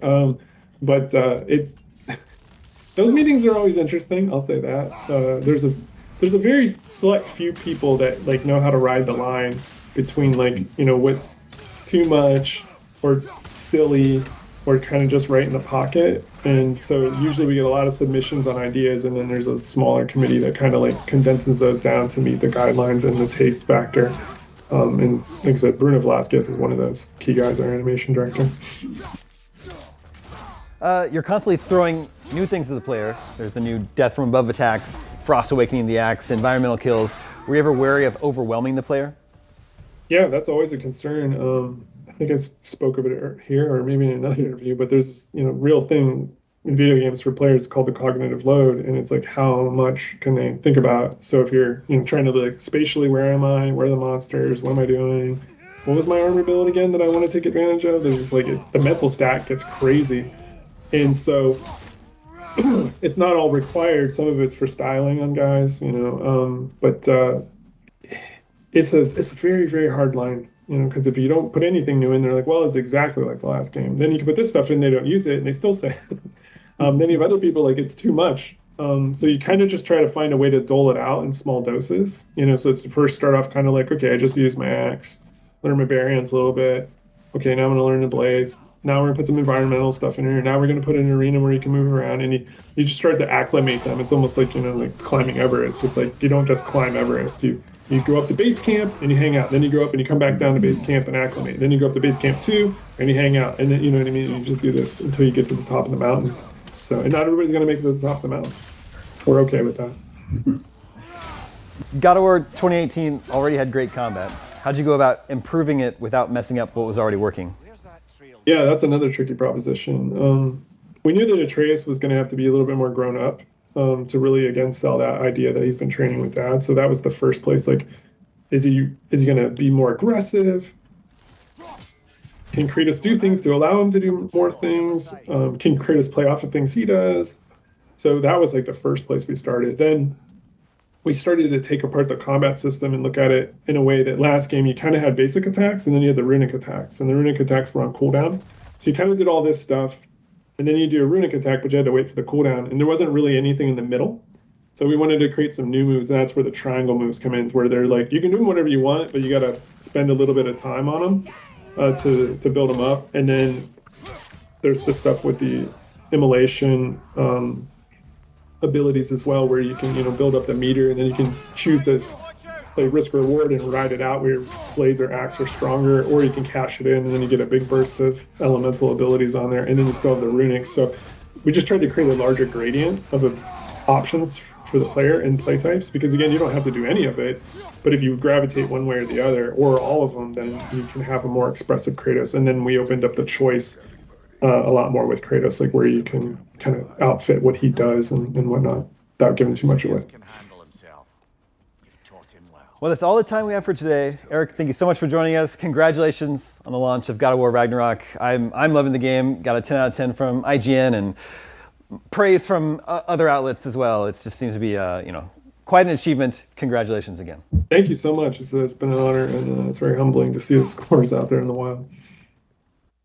Coming up next, Jada from Podcast Beyond will be showing us some God of War Ragnarok's combat on the game's hardest difficulty, Give Me God of War, and then we'll be back to chat with Ragnarok's lead combat designers about what went into making the combat even better. Thank you so much for joining us, everybody. Joining me today is Jada from Podcast Beyond, and we're playing God of War Ragnarok on Give Me God of War difficulty. Jada, as Kratos moves into this combat encounter, who are you fighting? What is the plan for the stream today? Are you going to kick their butts? Yes, and yes. I think that works for all of them. So this is the very first encounter. Just gonna be fighting some very simple level 1 raiders. Playing on God of War difficulty. We're gonna see some mini bosses. We're gonna see some skill trees. We're gonna see some cool things. Hopefully I pull off some amazing parries. Lots of good stuff coming today. Awesome. Yeah, both Jada and I, for my preview, I played on Give Me God of War difficulty. Jada played through the whole game on Give Me God of War difficulty. So it is now going to be giving me a few tips to complete my run. But I love how the game feels this time around. They've made a lot of changes to combat. If you saw my preview, we actually talked to one of the animators who discussed how they have weapon-specific finishers now, how there's more verticality in the encounters, and all of that is really good. Now, in this early gameplay, Jada is using a lot of parries and the stun meter to her advantage, and it's just great. Have you enjoyed the Gimme God of War difficulty this time around? Yes, it's been pretty difficult, not gonna lie. The hardest parts of the God of War difficulty is the earliest part of the game, because you just don't have all the tools that you would hope to have. You know, if you play 2018, you're used to having the Blades of Chaos, you're used to having all the different runic spells. As you can see, I don't have any runic abilities at the start here. So I'm kind of reliant on shattering enemies, building up the stun gauge like you were saying, preventing them from leveling up when possible. Obviously, I failed on this guy. He's a level 2, so you can still take them. And my favorite thing is still the parry. The parry is like so fun. It's so rewarding. That clash, and later on when you get the dodge mechanics that actually slow down time and impact how enemies are able to combat you, it's just a really, really great mechanic that they've added this time around. So you kick their butt. Where are we headed now? So we're on our way. We're looking for Atreus. He has kind of run off somewhere. I won't spoil too much of the narrative portions of why we're looking for him. But obviously there's, something mauled a bear. So who knows? Yeah. Apparently a larger bear, according to Kratos. So Kratos is concerned about his son, and he's trying to find out what has been going on with him. And just before we go any further, I do want people to know that we've done our best to keep this spoiler-free. There are going to be dialogue moments where Kratos talks during the combat sections and such, but for the most part, we're focusing on the combat, so your day one experience is as spoiler-free as we can muster. There is one thing near the very end. I'll give you a heads up before we get to it, but if you haven't seen the fight yet, we're going to be ending on that, so stick around to the end. So right now, you're still on the hunt for Atreus, and I love the exploration aspect. I am a sucker for loot, and I'm constantly looking for it. Did you find yourself doing that also? Yes. As I played through, I made sure to stop and hit every chest possible, because early on in the game, hack silver is kind of not a commodity you get a lot of. And some of the upgrades, they start to get pretty pricey. So you find yourself like, oh, do I spend the money on a resurrection stone in case something goes bad in a fight? Or do I upgrade this piece of gear to hopefully not get in that predicament later? And so I opted most of the time for the gear, which led to a few more restarts than I probably would have liked. But, it still worked out pretty well for me. And so now you're seeing this is one of the new abilities that they've added to Ragnarok, is you can now frost the axe just by holding triangle. And it adds different effects to it, depending on if you do a light or a heavy. Right now, we only have, it's a base, so it does the same thing. But once we get some skill tree stuff, oh, that should have been a parry. You unlock the runic attacks, which you can level up. You're able to just level up your basic skills and such. And the reason the hack silver is so important is because often there's costs associated with not only upgrading your weapons, but the armor types that you want to use and what you end up doing earlier on. Just finishing the thought for you while you kick their butts. Yeah, appreciate it. Yeah, and you were saying earlier about the shields and the different parries and stuff. Parries are so important in this game, especially on the God of War difficulty, because you just gives you that breathing room. There's a lot of perks you can build off of parrying. I ran a piece of gear that gave me rage, high chances for rage every time I parried. There's ones that can give you a realm shift. Which is the slow down time mechanic, right? Realm shift is slow down time.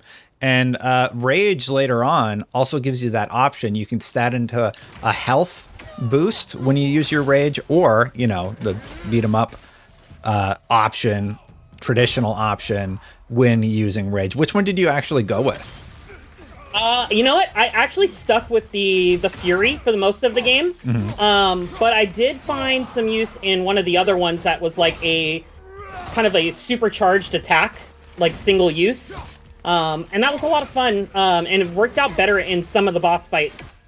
Just because sometimes you just wouldn't get enough time to really make use of the individual melee strikes or throwing the rocks, or you can't really tackle the bosses.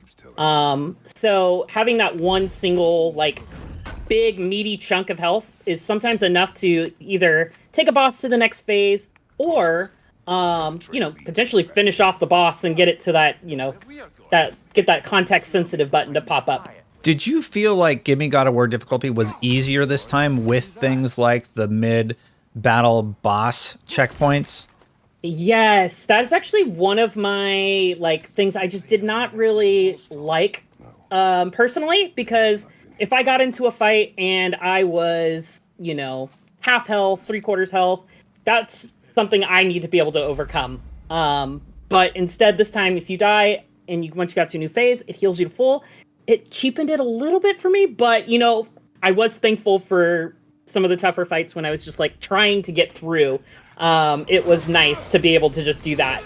And just there, you ran off the ledge and you smashed into the ground. That's one of Kratos' new attacks where you're able to utilize a height advantage into an attack. So one of the things that has just been really phenomenal about playing through the game are little touches like that, where there is not a moment when Kratos can't do damage or is really left vulnerable. It seems like in most scenarios, maybe when you're going up vertically, you're left vulnerable for just a little bit. But otherwise, I love that everything is constantly in motion. Things are constantly propelling you forward and keeping you in the combat scenario. Now, I actually like those mid-boss checkpoints because I am not as good as you at the game, so I appreciate them. I love the challenge, and I love learning the patterns of the different enemies. I believe you're about to fight the first ranged enemy, the one you're throwing the axe at right now.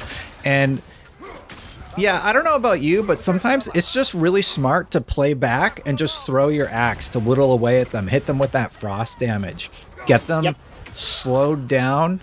And one thing Mitchell points out in his combat tips, which you can check out probably right now on IGN, watch that video because there's a lot of great stuff in there. You just trip them up by throwing the axe at their legs, for example, which will just sort of mess up their pattern and also halts their leveling up mechanic. And yeah, all of those little things are hugely helpful. I'm really excited to get a little bit further in because I see you keep hitting those parries, and the shield I picked, I'm just like, hit him with that follow-up, you know? Yep. Yeah. Yeah, you're just about ready to jump to the next part. I think maybe one or two more little small fights, and then we're gonna jump forward and show you something really cool. One of the first kind of mini bosses. And I'm really excited for that one because that one it kind of tripped me up at the start, but once I figured out the patterns, it was like, oh, this is really easy. But it takes you know, it's all about just, you know, having that time and being able to, you know, like you said, observe and, you know, kind of memorize and learn these patterns for people. Absolutely. Yeah, you're doing much better than I did. I think I got stuck in this room because I went right in, and if you go right in, everything spawns. Right? So you played that very, very well, where you just took on like 2 or 3 at a time. But when it's like 7 and one of them are a ranged enemy, you know, throwing projectiles at you, it definitely gets hairy. So as you play more and more, you kind of learn about the scenarios, especially if you reset, and how to tackle them better. The game almost sort of teaches you like, hey, maybe play that a little bit slower if you're having trouble in that respect. I think you're about to find the bear, aren't you? Yeah. So did we want to fight the bear here, or should we jump forward a little bit? You can fight him, but before the end, let's jump forward. Yeah, sounds good. Yeah. Atreus, where are you?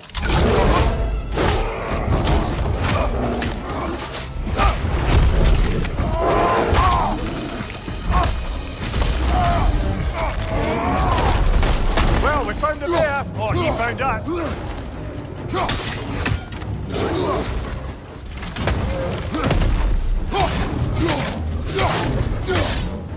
Oh, he seems angry.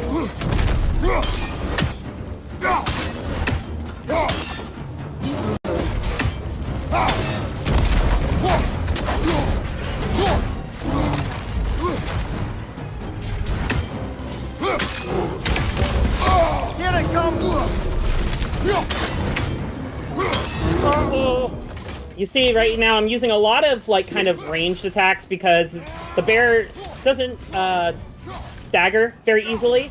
But if you get those sweet parries like that, yeah, you got it. then you can. This whole fight is basically about teaching you the parry mechanic and the dodge mechanic, which you need to survive, really. Because when that red ring comes, it's teaching you, okay, this will either kill you or do a lot of damage. It's not a blockable attack. The yellow rings can be parried. So in addition to all that, they're also showing you rage for, I believe this is the first time we actually utilize the rage mechanic to take on Bjorn the bear. And yeah, a really, really good fight. Just one of those early fights where it's teaching you how to play the game and how to play it really, really well. I love that you're getting that stun meter up there, but early on that stun meter recharges so quickly. You really, really got to be on your game. You're getting close to the end of the fight, so we're actually going to jump forward, but why don't you get that stun meter and let's see what happens. So if for bosses and mini bosses like you saw there, we're gonna go ahead and jump to the next save file. Yeah. But for those bosses and mini bosses, when you build up that stun gauge when they're not near a killable point, you'll see that it's just gonna chunk off a section of their health. And so it's really helpful to be able to do that because sometimes the bosses just have so much HP, especially on Give Me God of War difficulty, when their HP gets just, they have so many bars and sometimes they're 2 or 3 levels higher than your equipment can even get. Like I think my gear towards the end is like level 8 right now, and I still see some enemies that are 2-3 levels higher. So it's very important to focus around that that gear level. Absolutely. And let's see. What are we about to jump into here, Jada? So we're going to jump in here. So this is the Huntress. Great fight. So this is we found Atreus. I have no shield. My shield has been destroyed. So blocking and parrying is a lot tougher because it just kind of breaks your guard. The Huntress is weak to. I have no idea why my camera switched to that. But the Huntress is vulnerable to ice. She's very easy to frost. Yeah. So you want to kind of do that, and then, as you know, Atreus pointed out at the beginning of the clip, those antlers, they glow. So they set her down, give you some time to get some free attacks in. One of the things some people actually found a little bit too much were the constant tips from Atreus or whoever you happen to be running around with. I was in the opposite pool because there were so many times where their comments about how to tackle a fight ended up actually helping me solve for it. The one that I will give everybody is the "You're on fire." You probably already know that. I don't need to hear that line ever again. I am so tired. That is the Aloy. I'll send this to my stash line from this game, and so I would be very happy if they patch that getting reduced. Yeah. You think they could have done a few more voice lines in the studio about being a flame? You know? Yeah, the other thing I don't like is they took away my parry for this encounter because your shield is broken by an event that happens. And that bothered me so much because I love the parry mechanic in the game so much. And when it was gone, it really forced me to learn how to actually use the other mechanics, which was intentional.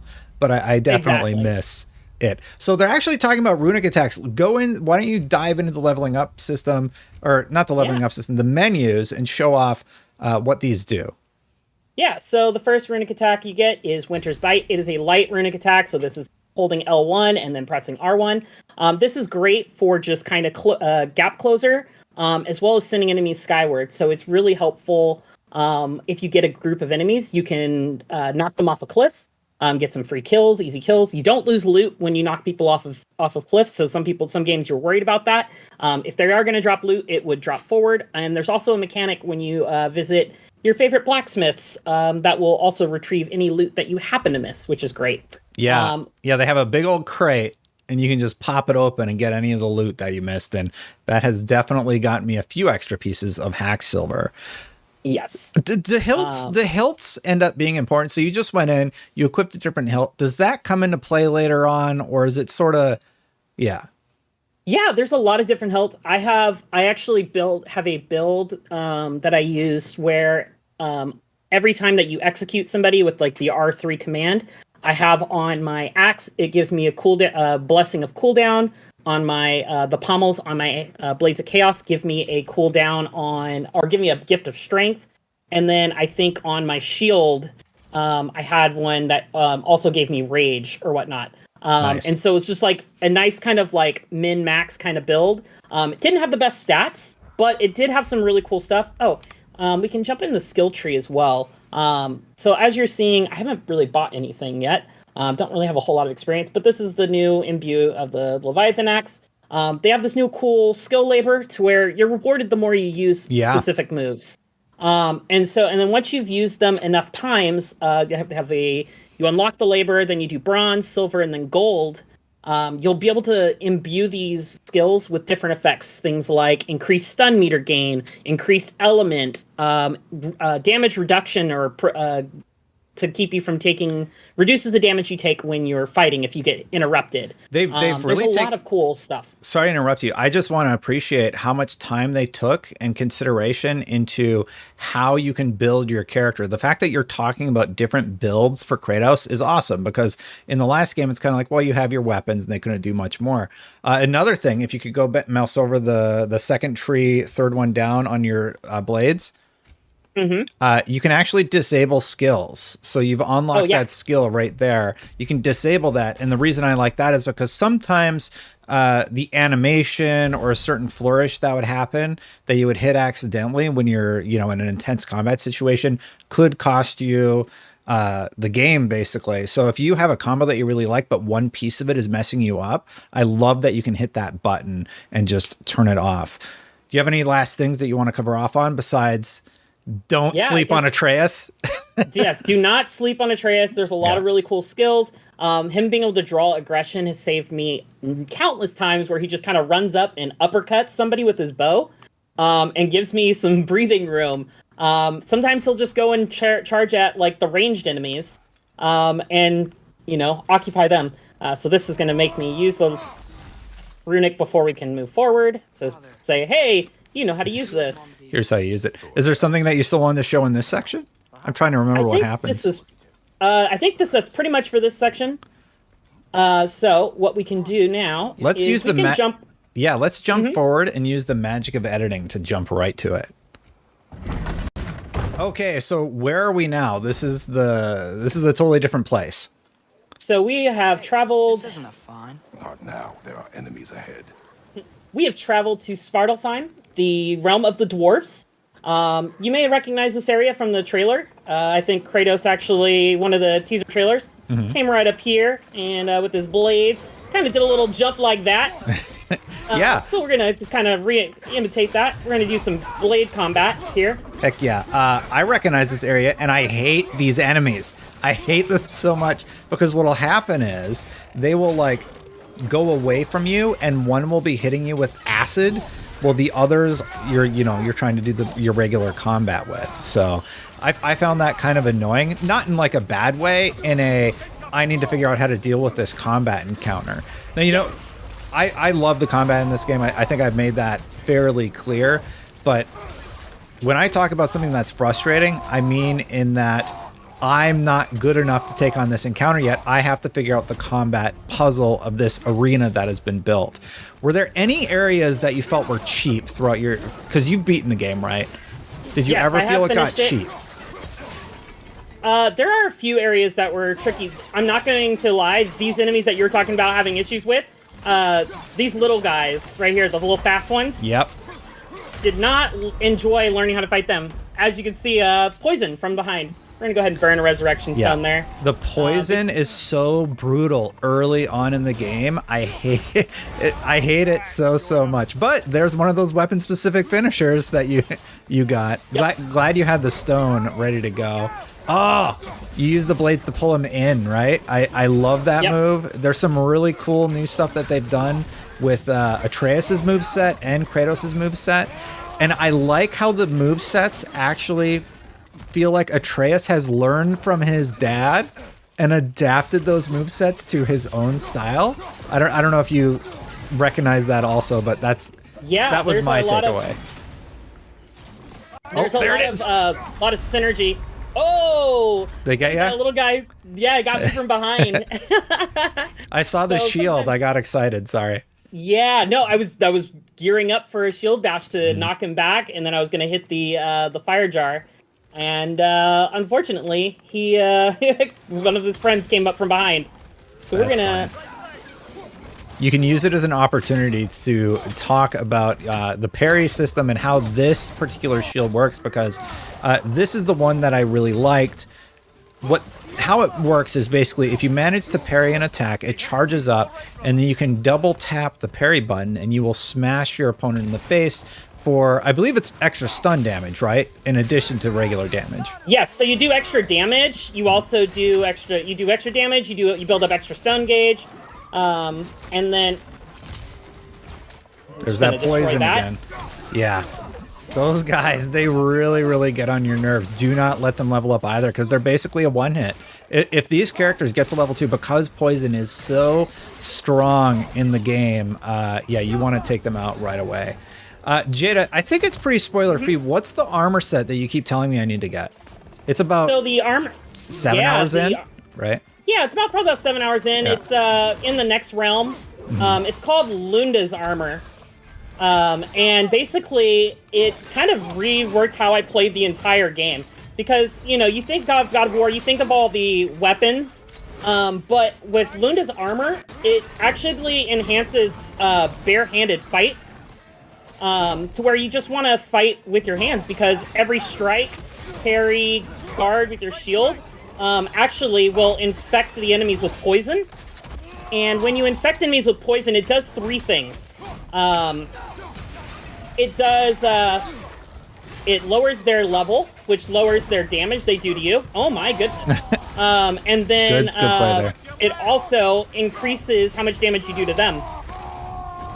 Yeah, good play on the rage meter there. Rage, when you pop it in a pinch like that, not only do you get to do a lot of damage, but for every kill or maybe every hit, you actually regain your health. So it is definitely one way that you can get out of a sticky situation. And, the early section that we showed you, I think you still got a stone.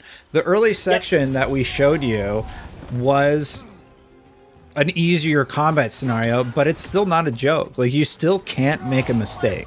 So maybe we're deterring people from trying out this mode by showing up just what happens. Like, you got to hit like 2-3 times in the whole encounter, and that's it. It's a reset for you, right? I like that, and I assume you do too. Yes, exactly. Yeah, that's the big thing. That's like what I was saying about earlier, when you just don't have the gear at your disposal. And wow, why are there so many people? I do not remember there being this many people in this encounter. I'm going to be honest. I think this is one of those encounters where if you go to a point, you trigger the next scenario, and then you're just like bombarded with enemies. There's a section like that in the mines also. Spoiler, you go to a mine location.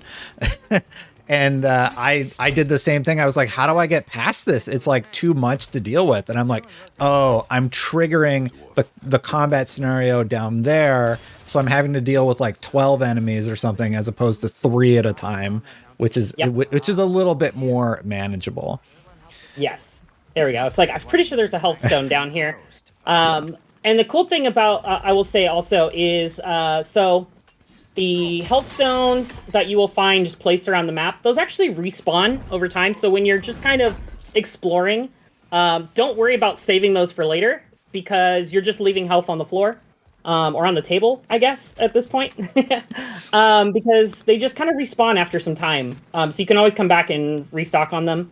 There's a little bit of crafting materials there. Some beast scraps from all the beasties we just took down. It's hard not to pick that stuff up. Like, once it's ingrained in you, especially when you need to upgrade your stuff to be successful, you have to get it, And beast scraps are something that you will need for like pretty much the entire game. It's one of those resources that like you keep getting new pieces of gear, specific gear that require beast scraps, and you don't get them as often as you probably would like. So like you do find yourself kind of going back and hunting down different types of beasts to get those scraps to drop so you can upgrade the gear. Jada, is this the fun train ride? This is the simple train ride. Oh, okay. We're not going to show the fun train ride. Because I was going to say we should do the fun one and then transition. Should we do the one? Okay. We can do the fun one. No, it's we're not very far away from it. So, but this is a fun I love there's so much kind of Disneyland theme park adventures in Kratos' journey. This one kind of reminds me of that, what is it? The Snow White and the Seven Dwarfs, train ride at Disneyland. Yeah. Kind of reminds me of that one. It's very simple, very slow, but it's fun. And then you get to this new section and it's like, okay, now solve the puzzle of how to go further up the mountain and get to the next location. And it's gorgeous. The game is gorgeous throughout everything that I've played anyway. Did you enjoy the rest of it? Yeah, and and keep in we're playing on performance mode. I played on I missed that. That's terrible. Yeah, the Ravens are back. Odin spies. Which we call it I'm playing on performance mode now, but I played my first playthrough on resolution mode because you played I wanted it my game 30. to look pretty. You played it 30? Okay. Yes, I played it in 30. My first playthrough, all the way through. The tough fights, if you think you got an easier time doing them on 60, 30's you have less frames to see things. Yeah, and on that note, when I booted up the game, you check out IGN performance review. JD, feel free to keep going as I ramble here about resolution. But when you start up the game, it gives you a bunch of options to choose from. Do you want to play resolution, performance, 120 if you have the TV to support it? You can play it 45 target frame rate, sort of a mix of them both. I think Insomniac did a really good job of offering you a plethora of options and ways to push and pull. PC gamers like myself, I play a lot on PC, so I love being able to sacrifice what I want to sacrifice. Maybe I don't care as much as shadows, or maybe I don't care much about certain aspects of the game, but I still want it to look as pretty as possible and hit a frame rate target I have in mind. Consoles have finally got there, and PlayStation does an amazing job of giving you all of that with God of War Ragnarok on the PlayStation 5. As you keep destroying this Dreki, I gotta say one more thing. The base PS4 is also really impressive. The base PS4 runs at 1080 30 and looks great. Our graphics comparison, unless you zoom in, you can't really tell. But getting to the boss fight, the Dreki here, it has a lightning-based attack. I fell in love with the game basically with this Dreki boss fight because I love how it's telegraphed. I love how it changes up your expectations after learning all these combat things. And that was the point that did it for me. Why did you want to show the Dreki specifically? Just because he's Dreki, awesome? like you were saying, the Dreki fight is just so much fun. It really teaches you the parrying, when you should dodge. That attack is parryable, but it's not really. You don't get a lot out of parrying that strike, and you take a lot of damage if you miss it. Mm-hmm. I am. Yeah, that tail will wreck you. He has the lightning attack, which will wreck you. He has the tail attack, which Atreus is constantly cueing you about, by the way. This was one of those fights where I'm so glad Atreus is here, because I don't know if I would have parried that tail whip, basically. Because he kind of tells you, and you have your frame window as I die there. telling you when you can do it.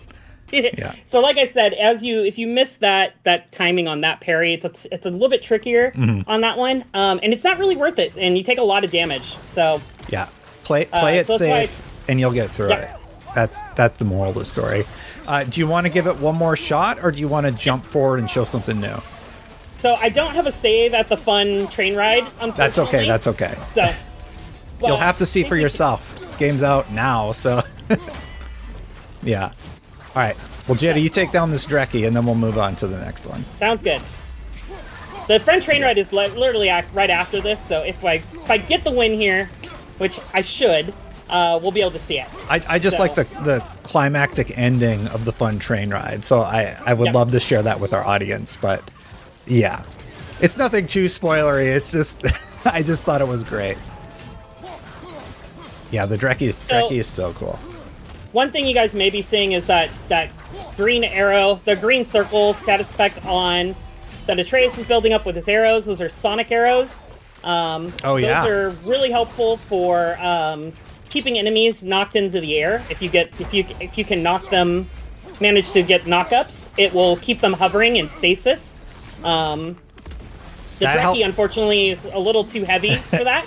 That helped me so many times, but on those smaller enemies, if you hit it in a group, and let's say you've upgraded it, they'll all hover there, and they take extra stun damage if you put them in the wall. So that was definitely one of the enjoyable mechanics for Atreus, and that's why Jada and I are just like, do not sleep on Atreus. He was strong in the first game. He's even stronger in God of War Ragnarok, and I love how his combat works with Kratos to allow you to succeed in these fights. Yeah, you got him. You got your rage meter up all the way. Like, you can just pop that and finish him off if you want.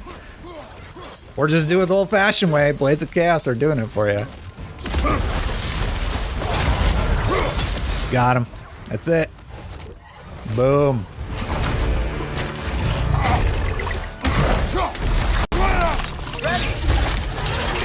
I love that they incorporated Atreus into these like finishers, and it just really, it cements that bond of them like really working together. And the game also is using that continuous camera shot that they famously did with the first game, and a lot of people applauded them for that. So it's nice to see that returning, and the game still this is still very early. Like, how far is this in? Like 3 hours, 4 hours? Yeah, this is probably around 4. It depends, because like when that first fight when we swapped to Svartalfheim, that skipped a bunch of side quests. Yeah. So there's a whole second half of the lake here that I could have went and explored. The blue icons, those are your, what are they called? Tasks? Those are those are your the favors. Favors, that's the term, yeah. Yes. So these are favors that you could be doing, which are just their side quests. So these guys, are really frustrating for a lot of people, but if you use the blades and just kind of whip the ground, don't forget their nest. You just wipe through them pretty easily. Yeah. So I think when we exit out of this segment and go on to the next save, let's let the train ride play out, and at the stinger, we'll move on to the next one. Sounds good. Yeah, so you've solved the puzzle of that area. You can come back here. There's other stuff, actually, that you can't collect right now. And the game consistently does that, right? Where it has you go back to an area and like, oh, I know that's a collectible up there. I have to go get it. And I was obsessed about that. So just to tell you right now, there's stuff you're just going to have to wait for and go back for later. Also, Atreus is totally trolling you during this. I had it the first time, and then he makes you move it. Yep. I did it the opposite this time just to see if he was trolling. Yeah. Because I literally did it the right way last time. It's just having fun with you. And so, and like, he's just there, just whatever. We're so close, just a little to the left. And then I'm like, I can clearly tell that the track is not lined up right now. I know. Yeah. This is so, like, just not parallel to the tracks when he has you turn it. Like, go to my left. Like, no, that's not right. I know that's not right, Atreus. Yeah. So this is one of the fun train rides, I call them. And the reason I think it's so fun is because it kind of subverts your expectations. And the game does that a few times really, really early on. And this is just one of the examples of it. You're looking for Tyr because we don't trust Odin, right? If you think about it, Thor could... Uh-oh.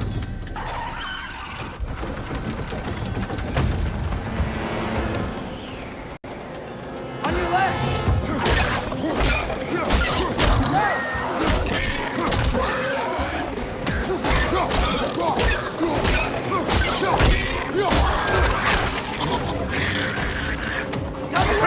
Look for a bridge and stop the train! There should be a leader of some sort! Damn it! The brake stuck! Keep trying, little brother!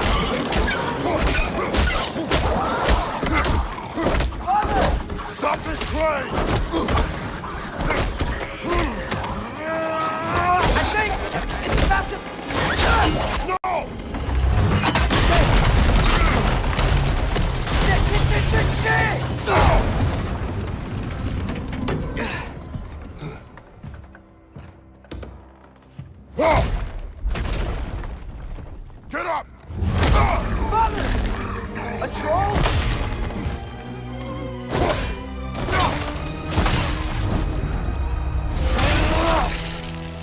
I love that. And I love I did that. too. Yeah.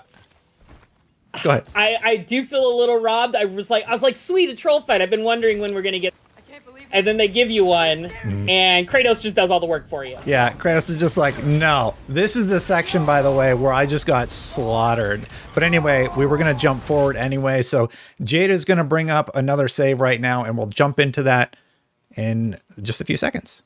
Okay, so we've jumped around again, and earlier we talked about the favors in the game. And Jada, what are we going to go do right now for the favors?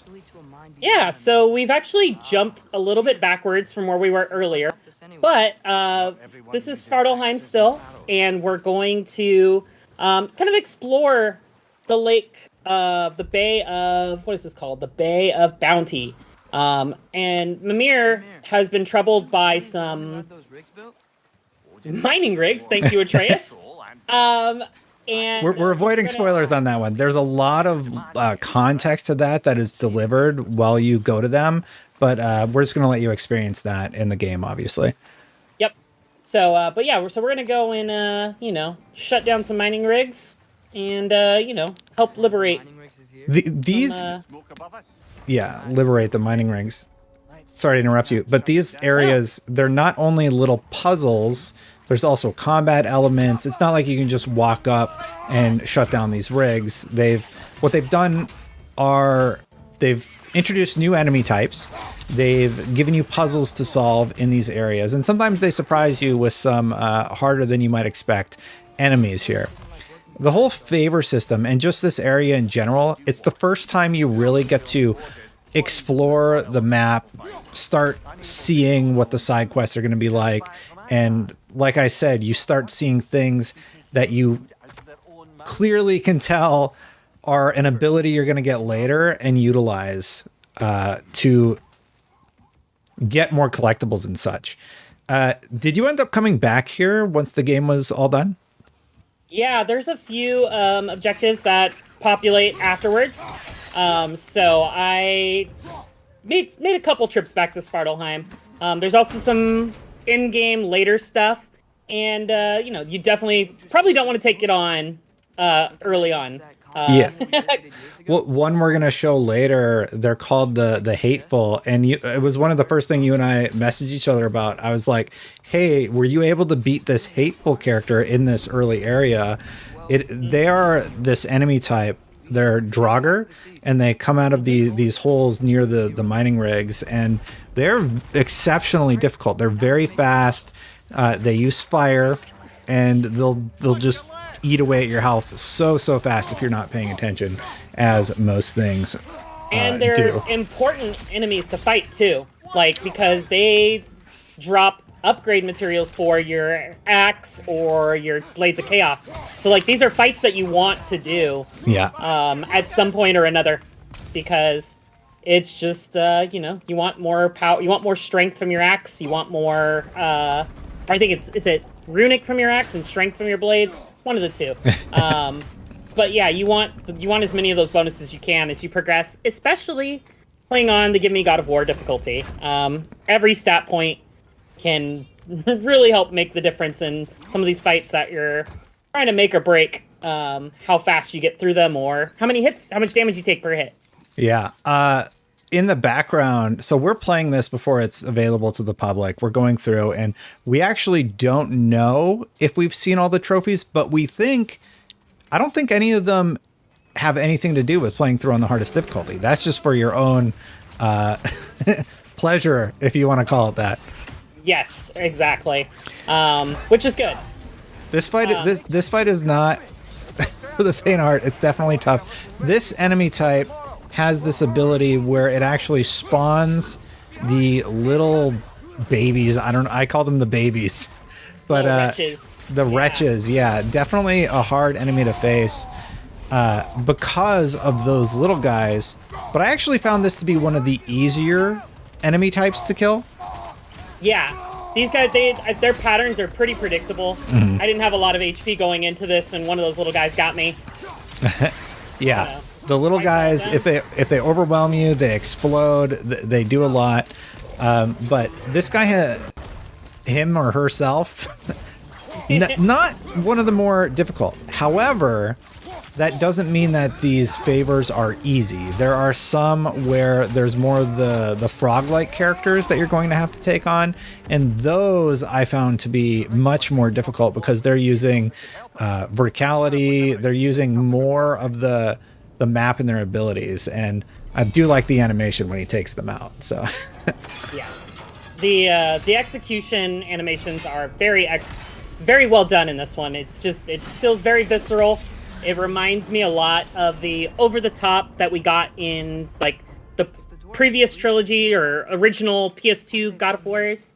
Like it's really nice to see the callbacks, and it's kind of a theme that kind of continues along through this one, which is was very welcome for me. I very enjoyed it.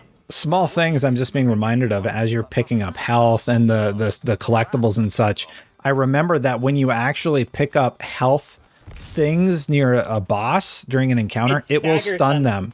Yeah. So just a small pro tip, but you can use those strategically to your advantage. And sometimes they really, really help you out, especially in a fight we'll probably see later on. Yeah, so this is the first exploration area. You get to look around. You get to go to all the different islands. I did all the favors. They were very fun. Oh, yeah, this enemy type is interesting also. This is an enemy type, not really an enemy type, more like a collectible character, where you can't hit them directly on. You have to hit them from behind.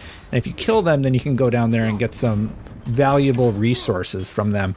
And there's a lot of stuff like that as you're exploring in Ragnarok that I appreciated. I just love stuff like that. So. Yep. And XP is so important. XP is tied to a lot of your skill tree upgrades. And I think you use XP for a few other things in the menu too. Do you remember off the top of your head? Yeah, so you'll use your XP for your runic upgrades. You'll use it to upgrade your rage. You'll use it to, like we said earlier, augment your different skills and abilities. And I believe there's like one or two other little things that you can use it for that are escaping me right now.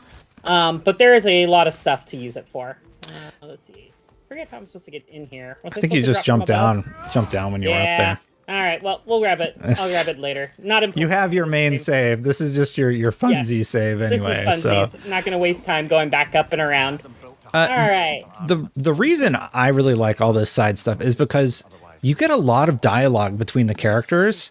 They're constantly telling you more story while you're smashing barrels and collecting the drops that like increase your stats in the game. And I like that relationship is further solidified between the different characters. Yeah, same. Go ahead. No, I was just going to ask what you thought. Yeah, no, I love all the stories that we get from Mihir. Even Kratos tells a few stories that I won't spoil, but they're very Kratos stories. Yeah. Is the best way I can put it without being spoilery. But it's such a treat to hear more of Kratos speaking because, you know, a lot of times it's very like most of his remarks are like prompted, and sometimes he just kind of talks occasionally. Yeah. Apparently, I am going in the wrong direction. He's very one note, right? And I think I think because of the relationship with his son, we actually get to see more of Kratos, and I like that they used his son as the vehicle for Kratos to, I don't know the right way to say it, but sort of flesh him out as a character. He opens up a little bit. He talks about his past experiences. He's trying to advise his son about the mistakes that he made in his life so that his son doesn't make the same mistakes, like talking about, you know, just fighting and how he's trying to avoid it. They're out in the woods at the beginning of the game, and he kind of gets forced back into combat, not by his own choice, you know? So, yeah, it's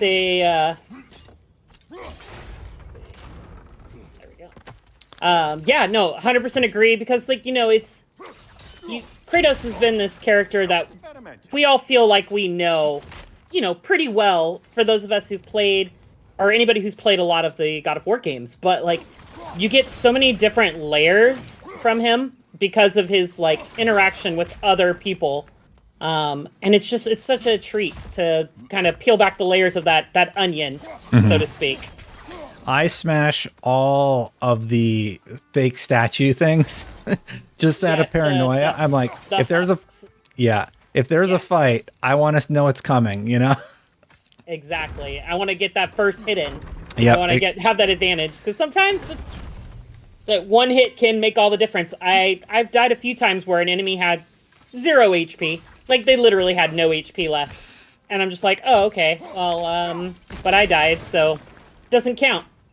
In addition, yeah, and one of the ways you can get that extra hit in are those barrels that you're breaking.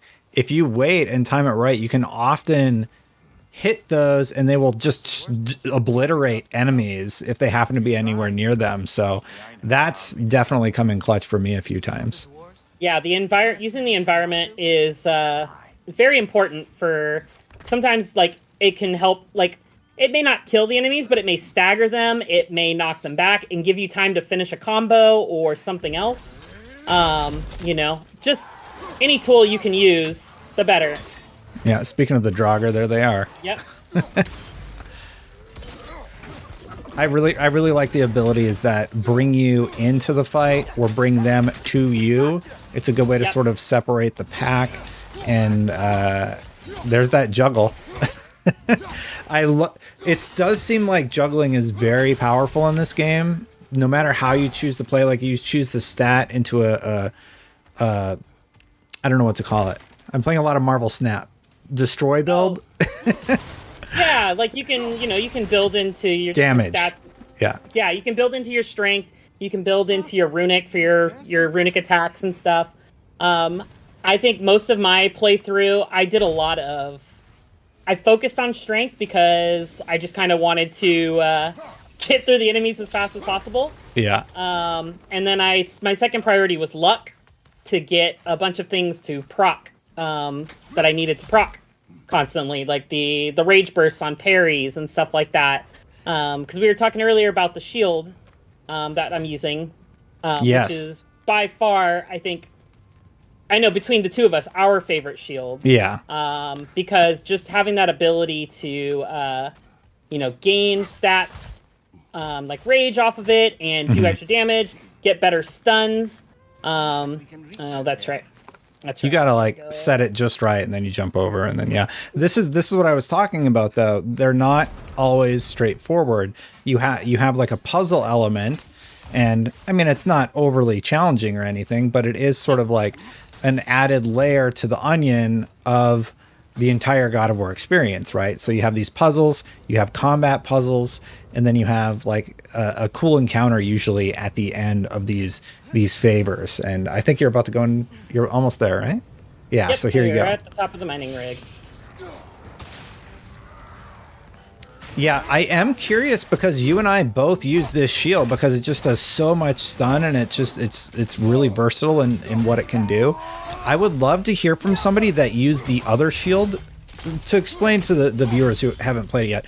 Basically, you have a larger shield where you can just block most things.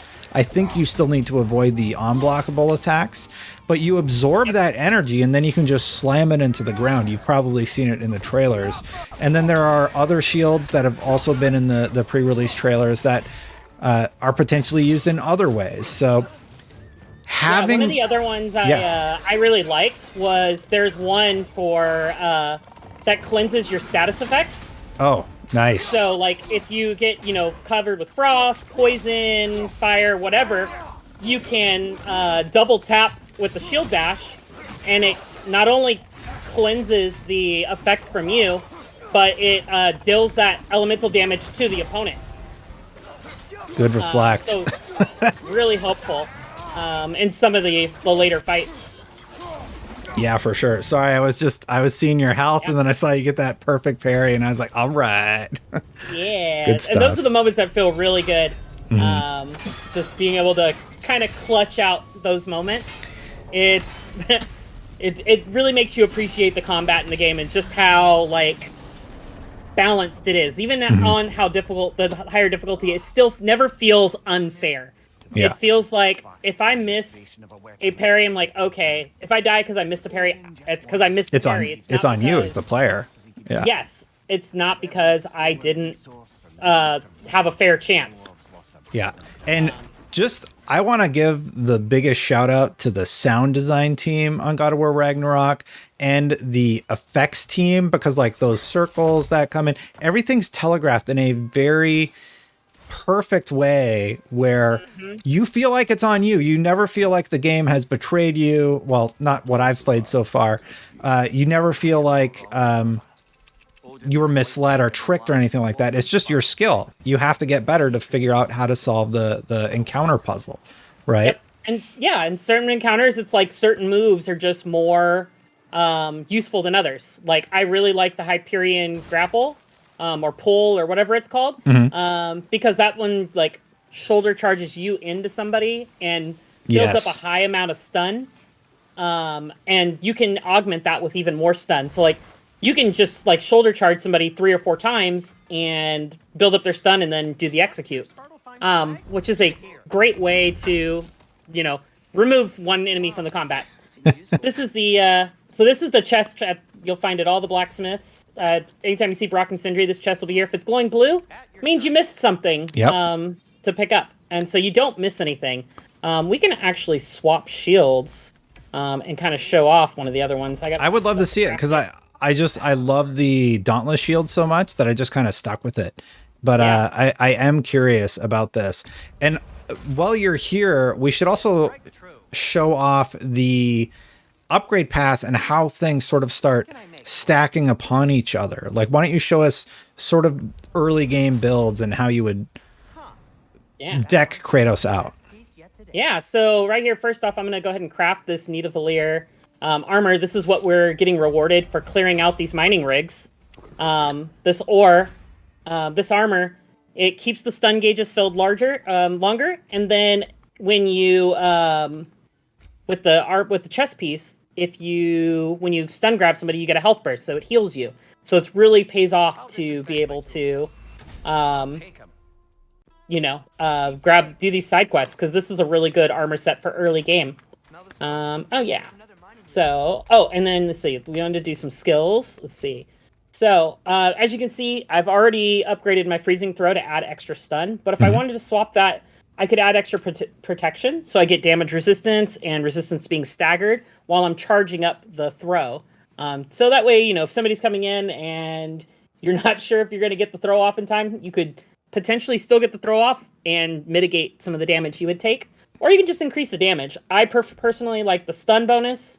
Got the axe throw. I like adding the frost element to this one. I want to see if there's any other upgrades that I want instead first, though.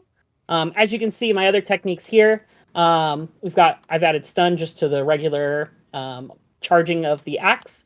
That's my build is all about stun damage. That's my preferred way to play. I like stunning enemies, and then I like just being able to, finish them off and activate these abilities on my armors. And actually, you know what? I'm going to buy this so I can charge that because I like that skill. I like being able to do that. As for my Blades of Chaos, let's see. There we go. This is the Hyperion pull that I needed to. Very fun. Yes. So this is one of my favorite Blades moves because it gives you a small invulnerability window. It does a good amount of damage, a good amount of stun. And when you upgrade it, you can add even more stun. There's gear to boost the stun for it even further. Or you can boost the element so it does more fire damage. Alright, this one took me a couple tries, I remember. Yeah, this one's tricky. Didn't get him. So that is sort of one of the elements we were talking about, though, where you can utilize the environmental explosive goodies to hurt your enemies. There's also that big rock there. I don't know if you can show that off while you're kicking butt here. But I love these rocks. These are great to take off a significant amount of health from your enemies, or just take them out straight up. That works also. Are there nightmares in this section in addition to these guys? Or is that later? I think there might be in this one, but I don't... It might not. It might be in the next section where nightmares start to appear. Okay. Yeah, those were the little guys from the first game that shoot projectiles at you, and that's in addition to all of these characters. Yeah, let's see the new shield. Oh, there's nightmares right there. So, there you go. You can... Yeah, oof. You can utilize that other shield. It builds up power, and then you have to sort of detonate that power that's been built up and utilize that against your enemies. I did not know what happened there. The difficulty is no joke. Like, you get absolutely wrecked if you make a mistake and you just get caught in a bad pattern. You just reset and you start the encounter over. You know, that's just sort of how it is. The crazy thing there is, like, when you see an enemy that's stunned and you can grab them like that, usually you get like a minor invulnerability window. And so that's what I was trying to do there to give myself some breathing room. But apparently either the gauge ran out or it just didn't trigger because I think it might have been trying to climb me up here. Oh, yeah. And you know, I think it might have had some of that. Might have gotten in the way. Yeah, once those nightmares come into the scenario also, it gets really, really tricky because you're just getting hit with a lot of projectiles and you can't do too much about it except for get out of the way, like move back further so that you can reset the combat arena and just get a better perspective of how you're surrounded or where the enemies are coming from, and then go for it. I have to imagine you're also at a slight detriment because you're using a shield that you're not normally playing with. Yes. And yeah, and that's not going to help. There's Atreus. So I always say, even in the first game, don't sleep on Atreus because he just saved your butt. He jumped on that guy's back, he locked him up, and you're able to do your thing in the game. The gameplay is just so good. I can't emphasize how fun this is. I know we keep iterating that we're playing on the hardest difficulty, but the reason that is important is because it gives you a better appreciation of all the different combat mechanics that have been added or changed with this entry of the game, in my opinion. And I think you're about to finish off the last one or two, right? Or is there another wave up here? I don't remember. Yeah, this one was challenging for me too. I definitely had a few resets. It was not... It's not an easy fight. You're trying to lure him into the pot, huh? Yeah. Did you get him? I think I got him. Nice. I think so. All right, let's see. But there's somebody behind me. I'm trying to... There we go. Atreus down him for you. Yeah, looks like you got 2 left, and then you're all good. Those acid pools too, like... I don't know. There's a lot going on with this character type where things can get out of control real quick, like right there. I love having the raids to fall back on, though. It's very, very helpful to be able to pop that and then continue your fight, because otherwise that just would have been it. Actually, you didn't use your stone yet, so you still have that going for you. There we go. All right. And also, I actually don't think you should complete this. So let's jump to the next area, because I think there's some cool lore stuff that happens. So we're going to jump forward to the next thing. Let's check out that hateful fight you were talking about. Yeah, I got a cool hateful fight we're going to jump to. I got all my notes here, so we'll just kind of jump into those. So the hateful they're new. I don't remember them from the original game. I think it's the same kind of like Draugr type enemy that we've seen in the previous game, but they've been kind of elevated to a higher level. I think because you'll notice a lot of the attacks and stuff will be pretty much nothing new that you haven't seen in 2018, but they're a lot stronger than they were. This one was a little bit of a tricky fight. I'm hoping that I'll be able to take it down in one go. I love that you frosted up the axe before you even went in. Yes. It's one of those things you can kind of prep. Ooh, I timed that wrong. Nice.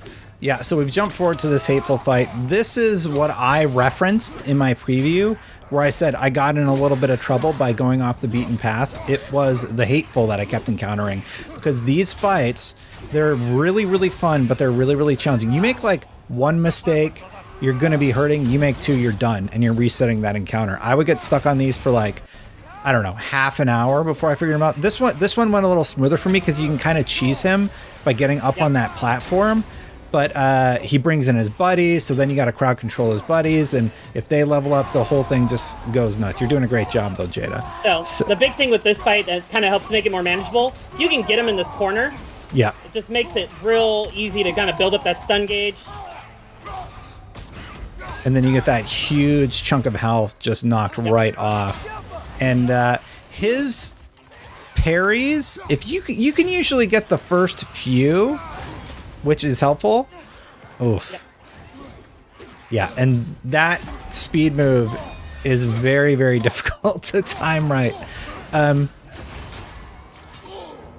very excited. So after this, we're actually going to be, Damon, our host, is going to be talking about combat with the combat leads. So I'm very interested to hear from them about a super nerdy thing, input latency. Good job spreading that boss, by the way, Jada. Because I don't notice it as much in this game. I have noticed it in some other games on the PlayStation, and it's a nerdy thing that very few people notice except for me, I think.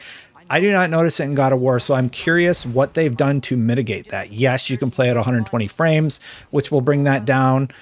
Playing at 60 brings it down. I still don't know how Jada did it on 30, but yeah. Yeah, I think that's also helping me on the 60 run. I'm doing this much smoother. Yeah. But yeah, as you're playing through, keep an eye out for these barrels because they drop rewards. And they don't ever tell you, really, that these barrels are there, are a thing. Jada, you made that fight look easy. You know, I just do what I do. Yeah, you tore through that in like 2 minutes. I know. I like planned out all these segments on you. I'm like probably gonna die a couple times. That'll fill up the schedule a little bit. But, or I'll just rock it. You know, I'll rock it. Well, what do you want to jump to next? Those fights are really good. There's one in the boating area. Also, don't miss that. And then there's this one in the mines, which you'll explore later. Do you want to do the elves? Do you want to do the elves next? Yeah, we can jump to the elves. Let's do that. And while Jada's loading that up, I just want to call out that every area that we've jumped to has a unique color palette. I love how the visual design throughout the game is constantly changing. I never felt bored by going to a new place or just like, oh, I'm in the desert forever at any point in the intro of the game. It's all really visually beautiful or interesting in some way. You know, one of my favorite things also is you're going to see so many areas that you saw in 2018, but they're so different now. Like even Alfheim here, oops, I can just saw. It's such a treat to be like, oh, I remember this area last time I came through here. But it's so different now. As you'll notice in this next area, most people will remember, like, this is when you came to Alfheim last time, you were just kind of boating around on the water until you got to the temple. We're in the temple right now. Yeah. And so... and it's different. This fight's great. And it's different because of what happened in the previous game. They tease as much in the original game saying, you know, you made a mistake by picking the side that you picked. And I like that because you get to see the effects of that intervention in a fight that really wasn't one you wanted to be a part of, but you picked a side at the end of the day, right? And I think they really focused these fights around parrying. Maybe that's why I like this section so much. But this entire level, it's no joke. It's one of the harder parts of the game, especially when you go to that center area and they introduce I call them wizards. I don't know what they're actually called, but they use more mystical abilities in a middle section of this level design. And it gets really challenging because you have to like detonate these bombs that are chasing you and watch out for bombs that hit the ground while you're attacking these sword bearing characters. And that blue icon that keeps coming up, that says, hey, you can't do damage to this character because you need to you need to use your double tap of the parry to smash their shield break, and then you can, continue the fight. Yeah, and what you probably saw me throw the axe. There's this, you'll learn more about. You guys will learn more about that when you get it, but it's basically a little help me in these fights against these elves, because they know that they can be tough to stun sometimes. Yep. Yeah, that does a ton of stun damage. What's your build that you're doing that much stun on an axe throw? So we can pull it open real quick. Let's see. So I think at this point I've pretty much upgraded a bunch of skills. So you see stun there, stun there. These ones are adding elemental. And then if we go into my armor, again, we have that Nidavellir armor that we built last time. But I'm wearing a from killing enough of the Raven's Tears, or the Odin's Ravens, it increases the healing. So not only am I getting health bursts every time I stun grab somebody, I'm getting a 15% bonus by wearing half of the Raven gear set. Got it. So. Yeah, and I think you're vastly approaching the area I was talking about, where things start getting a little bit tricky. What other sections did we have on the list to show today, though? The fight. We have the fight. Yep. And anything else? I think besides this, that's probably our last big one. Okay. I think we're gonna jump to that after this. Yeah, we're actually fastly approaching time, so why don't you shred these characters? say night-night to the night elves, or whatever they're called. And then we're going to jump to the fight. Now, if you've seen the leaks for God of War Ragnarok, this is probably the most spoilery thing that we're going to do, but also it's been leaked everywhere for like 2 weeks. So do you want to jump to it, Jada? Yeah, let's go ahead and jump away to that. I just got to make sure we jump to the right one. And let's see, we're jumping into the cutscene, right? We're going to show it all? Show all the... We're gonna come right back after the super spoilery part, but on the good part. So, editing magic.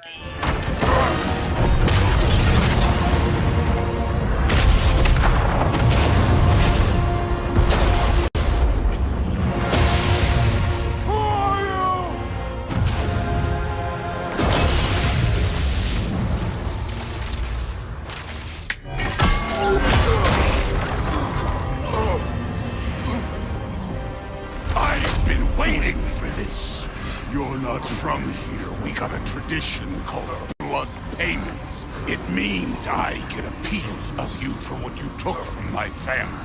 You'll pick it up.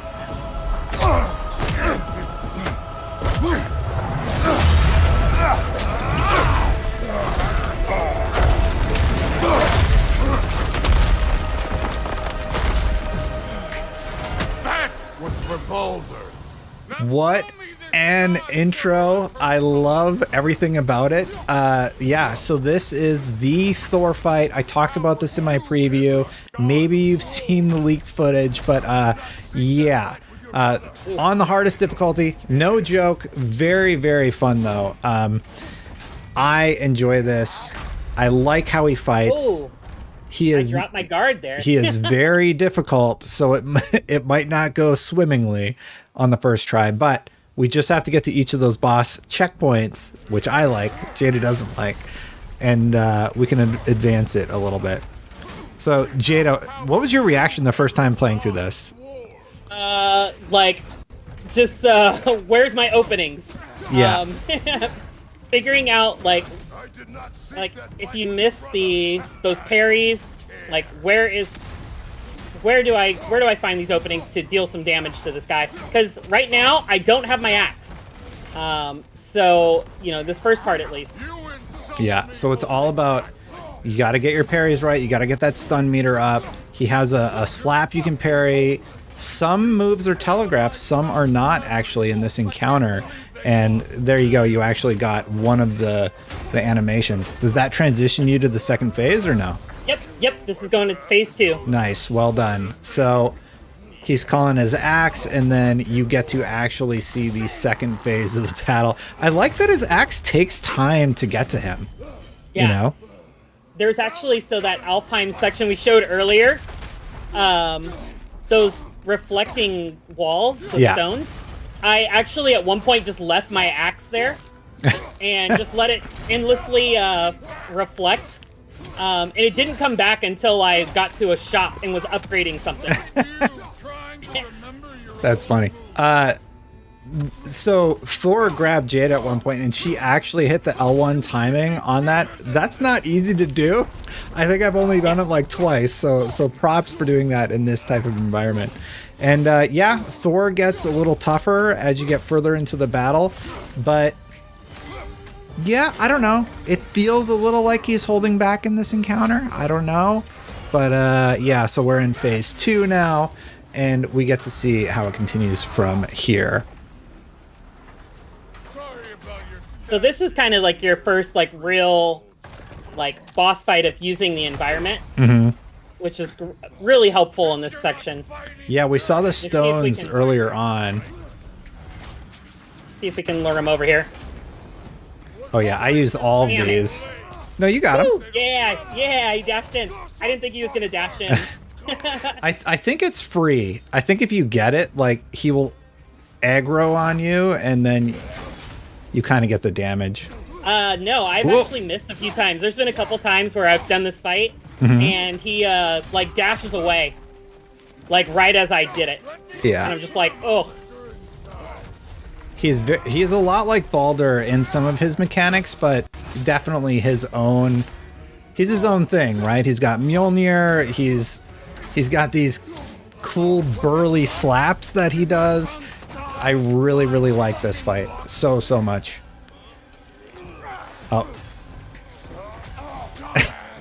So, I love the use of Mjolnir and that, because it's just like you've got to use it at least once in a game with Thor, like the back hit, matching like crazy. Oh, and yeah. All right, well, we'll just reset really quick. Wait. Yep. I say when we're done. That is so good. It's such a great psych out. Like, we were talking earlier about subverting expectations. Yeah. And, like, that is one of the big ones. Yeah, I love that. I love that they pulled the "you failed" thing perfectly. Oh, man, I almost feel like we shouldn't have shown that, but... I forgot that part was there until it just happened. I'm like, yeah.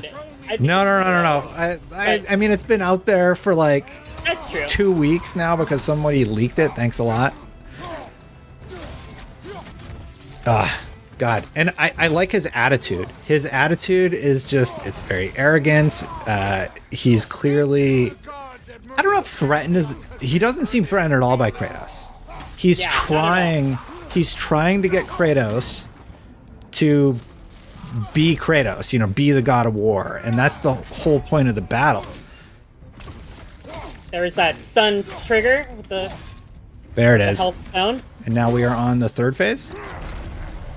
Yeah, we're going on to the second to last phase, I believe. I think this is the end. I don't know. I'll know in about a second. It's the last arena. But Yeah. I think there's 2 parts to this arena. Got it. This happens, by the way, what, the first 2 hours of the game? This fight is very early. Yeah. Yep. And I loved reading the comments. The commenters are all wrong. They all thought things happened in this fight that do not happen. And I like that. I think we will cut it before the ending, just so you can see what happens for yourself. Yeah. But yeah. Yeah, you're doing great, Jada. I definitely would have had a few resets, and I did the first time I played through it. So I'm very impressed. I hope the viewers are also. Just you know, it's a lot of like I said, this is now like, yes, it's still early, so it's a little tough, but the fact that I kind of know what to expect because I've encountered tougher things later on. Oh yeah. Like, I know the timing. Yeah, so you go back and you're like, oh, I think I feel pretty confident. Oh, those L1 hits. I can't believe you're hitting them. What was I going to say? Yeah, I think one of the things that I'll put on the questions, because spoiler warnings, we're actually recording this before the interviews happen. I want to ask them, the Thor design, was there any sort of worry about the Avengers Thor? And because Thor's been really popular in recent years, and they just went with their own look, their own characterization of Thor from Norse mythology, and I really like what they did with him. Like, probably one of my favorite enemies in the game thus far. Oh, better pop it, Jada. I wonder if that's intentional. The damage? Yeah, the damage, because the whole point is he wants you to do this, right? He wants to see the God of War. Oh, it's so scary every time he jumps in at you. And there was that stun, and there's the significant chunk of health. And I think you are set up for a W.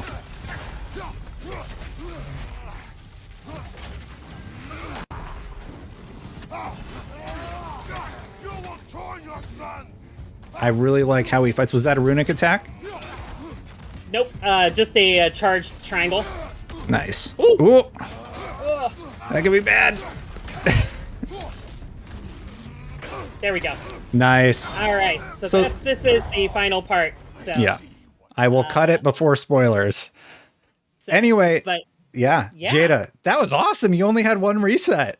Yeah, and it was the first one, so like I had a continuous health bar all the way through, which is what I wanted to do because like dying in the middle checkpoints, it refills your health, and it takes a little air out of the sails. It's like, yeah, I did this on God of War, but doing it with one continuous health bar makes me feel good about my gameplay. So I hope everybody else out there enjoys it too. Awesome. Well, mad props. You're part of Beyond. When does Beyond air? We air Tuesdays now. Episode usually goes live between 2 and 3 p.m. on YouTube, IGN.com, and we also have it on Stitcher and everywhere else you find your podcasts. Great. Well, that was a super long look at combat on the hardest difficulty, and now we're going to talk to both of the lead combat designers. Take it away back in the studio.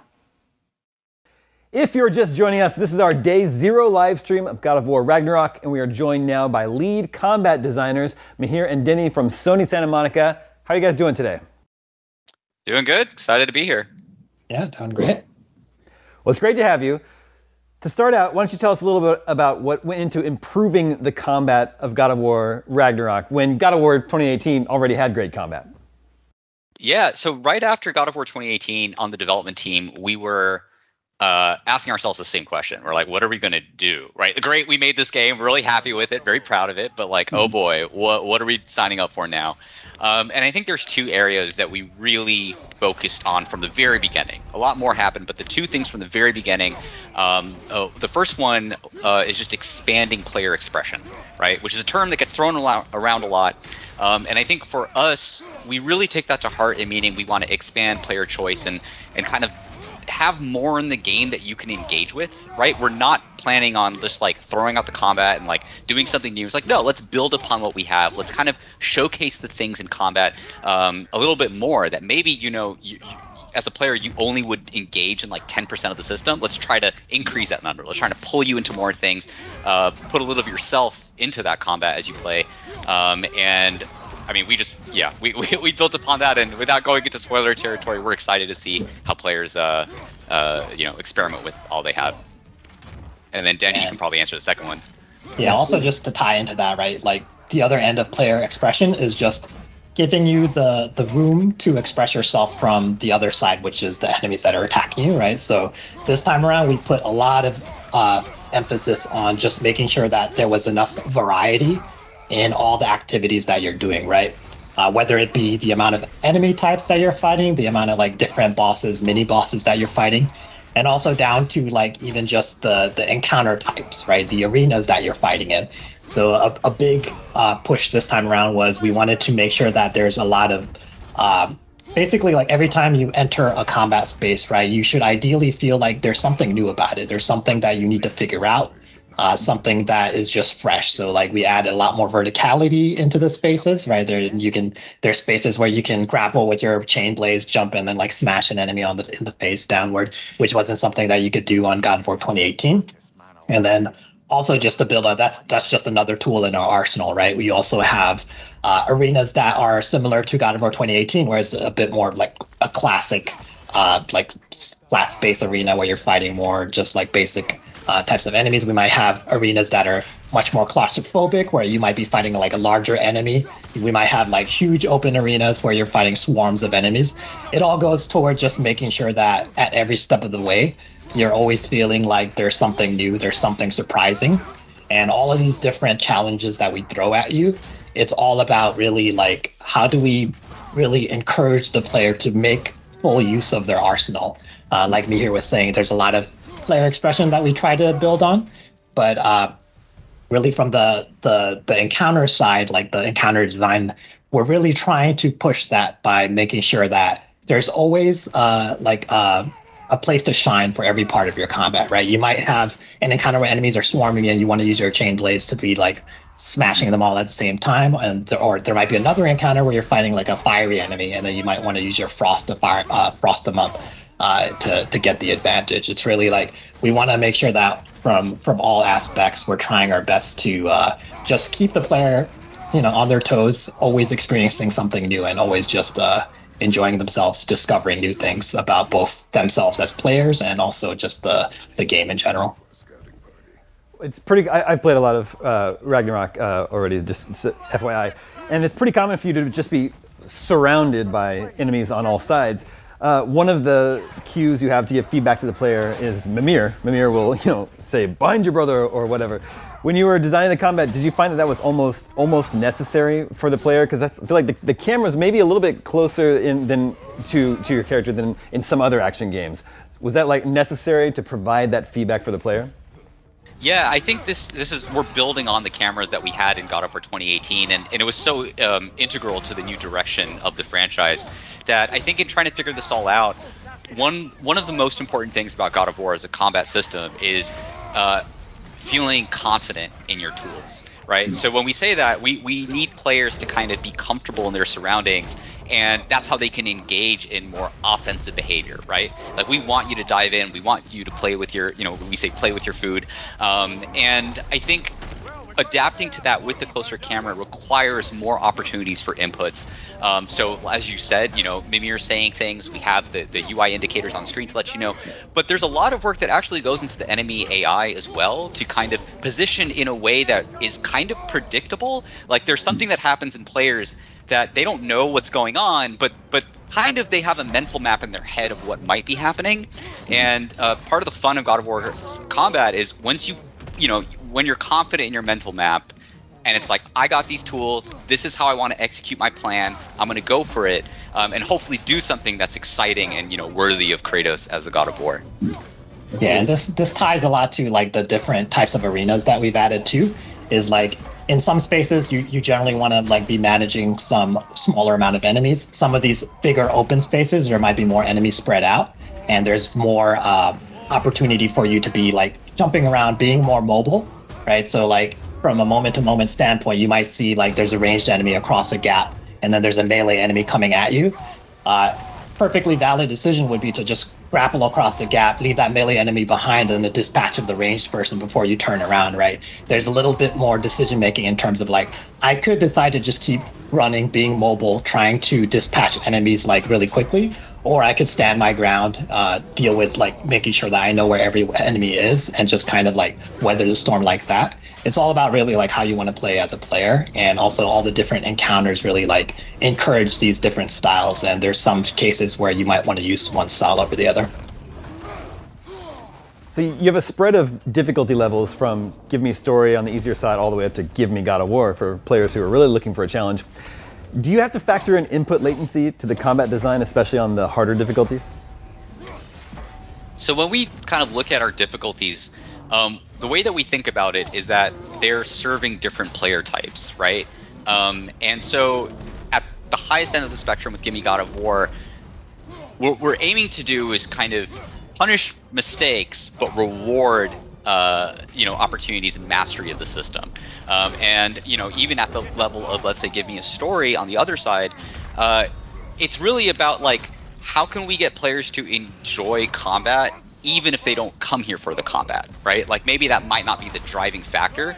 So when we are looking at the design, we're really just like factoring that all in. There's a lot of knobs that we look at. I'll let Denny kind of get into that a little bit, but like ultimately what we want is that no matter which difficulty mode you're playing, for the type of player that you are, you're having fun with the combat that's there. Yeah, and based on difficulty, right, there's a lot of different adjustments that happen behind the scenes that makes it so that it's either easier or harder to manage crowds. Like, for example, give me God of War, hardest difficulty, enemies will generally attack you very aggressively, because on that difficulty, we expect you as a player to be able to use your tools to alleviate that, right? Whereas on some of the easier difficulties, enemies might take it a little bit easier. It's maybe like less enemies will be attacking you at the same time. And also just like to touch upon like the player expression standpoint, based on what you want to do as a player, you could be basically like changing up the way you play. Like, for example, the 2 different shields that we have. There's more shields, but the 2 that we're talking about is the Stonewall shield and the Dauntless shield. If you're the type of player that loves that Twitch gameplay, use the Dauntless shield, do a parry at the very last moment, and you can kind of like go to town, stun an enemy, and dispatch them really quickly. Whereas if you're the type of player that maybe doesn't enjoy as much of like the reflexive aspect of the game, you can equip that Stonewall shield, be more like a tank, just be like, you know, take it slower, be more of like a methodical type of player. It's really about trying to embrace like all the different types of players and making sure that players of all different play styles, players of all different skill levels are enjoying themselves. And that's why we have we added the 5th difficulty level, which is Give Me Grace, which is between Give Me Balance and Give Me Story, because on God of War 2018, we saw that for some people, right, Give Me Balance was a little bit too hard, but also Give Me Story didn't challenge them enough. So we want to make sure that no matter what your skill level is, there's always the difficulty levels for you. And we want to make sure that no matter what difficulty level you're choosing, you ideally are enjoying the combat for the same reasons that like Mihir and I enjoy the combat, right? It's not enough to just make the game easy and just let you like breeze through it. It's more about like making sure that no matter what difficulty you're on, you're appreciating all the different the different options that we gave you. You still have the ability to express yourself, whether you're on Give Me God of War or Give Me Story. Interesting. So we spoke with Bruno Velasquez from the animation team, who said you work closely to ensure animation timing syncs up with combat timing. Could you tell us a bit more about how that collaboration works? Oh yeah, absolutely. It's definitely the bread and butter of combat is both the design and the animation and some of the other gameplay teams like engineering. But yeah, combat designers work super closely with animators. In fact, at the studio, you know, we would be at each other's desks, collaborating, finding resources, acting things out. But we've had to adapt during God of War Ragnarok to, you know, a development cycle where we're working from home for many years on this project with everything going on in the world. And so trying to retain that relationship, I think, is at the core, right? Having designers get on a call with an animator, look at something in game, adjust something back and forth. The feel of God of War combat really, you know, lies on this partnership of these teams. Yeah, definitely was a new challenge we had to adapt to in a remote environment, and I think you know, we're happy with where it ended up.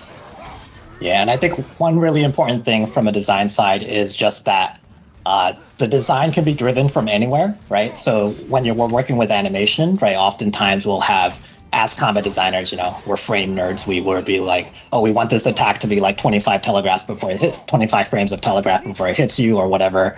But also sometimes we'll just see like animators will animate something and we'll be like, that just looks amazing. We're gonna find a way to make that work in the combat. And sometimes that's the way it goes, right? And this can happen from any department. We might see some amazing VFX, some audio or whatever. And we try to incorporate all those aspects and make it work from a combat standpoint, right? And there's a lot of, you know, minutia that goes into like the frame timings and everything about the combat. But really, I think it's all about just all the different departments coming together as a whole to really, like, you know, nail this experience, both from a visual standpoint, audio standpoint, gameplay tuning standpoint. What, if any, inspiration did you take from the older God of War games pre-2018, or even other video games out there? Yeah, I think we want to respect the history and legacy of the franchise. I mean, we're fans of the games we make, right? And even amongst ourselves, we're constantly having that discussion. So one of the things in this game that was a different change from God of War 2018 is that you know, almost from the beginning, you have the Blades of Chaos, and just bringing that back as a central part of Kratos' character from close to the beginning of the game was something that we were like, we can use this to kind of celebrate some of the franchise. And so we've done a whole new pass on what we call the stun grabs or the R3 animations that you can do in the game, and you'll see some of like classic Kratos Blades animations come back out again. We kept them short and punchy and kind of exciting in the heat of combat. But I think like it's both a celebration of the character as well as taking the character of Kratos through this whole journey and setting up, like where is he now, right? And one thing we always like to talk about is, Kratos is a Spartan general. I mean, apart from just strength, he's also kind of a tactical genius, right? Like he's been in so many fights throughout his life, he's been in so many different scenarios that I think we try to embrace that in this game in a way that was really exciting to do for fans of the franchise leading up to now, newcomers alike. Hopefully, people play this game, they're like, I want to know more about this character. Maybe I didn't know about this character, but something's interesting. He's got a style, he's got this legacy, and we definitely really try to respect that. Denny, anything from the older games that you brought to the table? It's mostly a lot of what Mihir said, right? We definitely, since we wanted to build upon the foundation of God of War 2018, right? On God of War 2018, we spent a lot of time just figuring out what the game was, right? Because it was a huge reinvention. We had to figure out the new closer camera. We had to figure out a lot of things that were charting like very new ground. Whereas this game, we have this foundation already available. And really, it was about like, how do we take this to the next level, and how do we really build upon the strengths, patch the weaknesses, and really like deliver basically what would be just like the next evolution of basically this new style of God of War, right? And I think really it was really fun to work on, because as designers, right, it gives us a lot of freedom to just really try a lot of different things and just see what resonates. And I think as a result, there's just a lot of like little adjustments that have been made to combat, to basically every part of the game that hopefully will make it feel like even more of a complete experience than God of War 2018. Like 2018, there's a lot of fun, finishing kill animations. Do you each have a personal favorite? Oh man, I've seen so many of them. Like I said earlier, I actually really like the new Blades finishers that we have in this game. On God of War 2018, we weren't able to kind of show players a lot of these finishers with the Blades, and I think this time kind of revisiting some of them, especially some like we have an internal name for it, but I don't know what the actual like name we would say. But basically, anytime he gets to pull the chains out, grab an enemy, throw them to the air, slam them down. Some of these classic callbacks, but with a twist. I think anytime we're able to do that, it's just like, I don't know, when people on the development team are giddy seeing something, that's kind of like a good sign. Like when someone in the studio is like, oh my god, I saw that looked awesome, you're like, okay, like this is probably gonna land pretty well. Yeah, I gotta echo that same sentiment. Is just the new weapon-based kills, right? Like when Kratos takes out the blades and then you press R3 and he like wraps the blades around and like decapitates them all. I think all that stuff where we didn't really do as much of that on the last game is just, I think it's really fresh to see. It's just really satisfying. I agree with that. Very satisfying. Mihir, Denny, thank you so much for joining us. That is all the God of War Ragnarok we have time for today. I want to thank our friends from Sony Santa Monica for stopping by to chat, and thank you all for watching. For more on all things God of War, stick with us right here at IGN.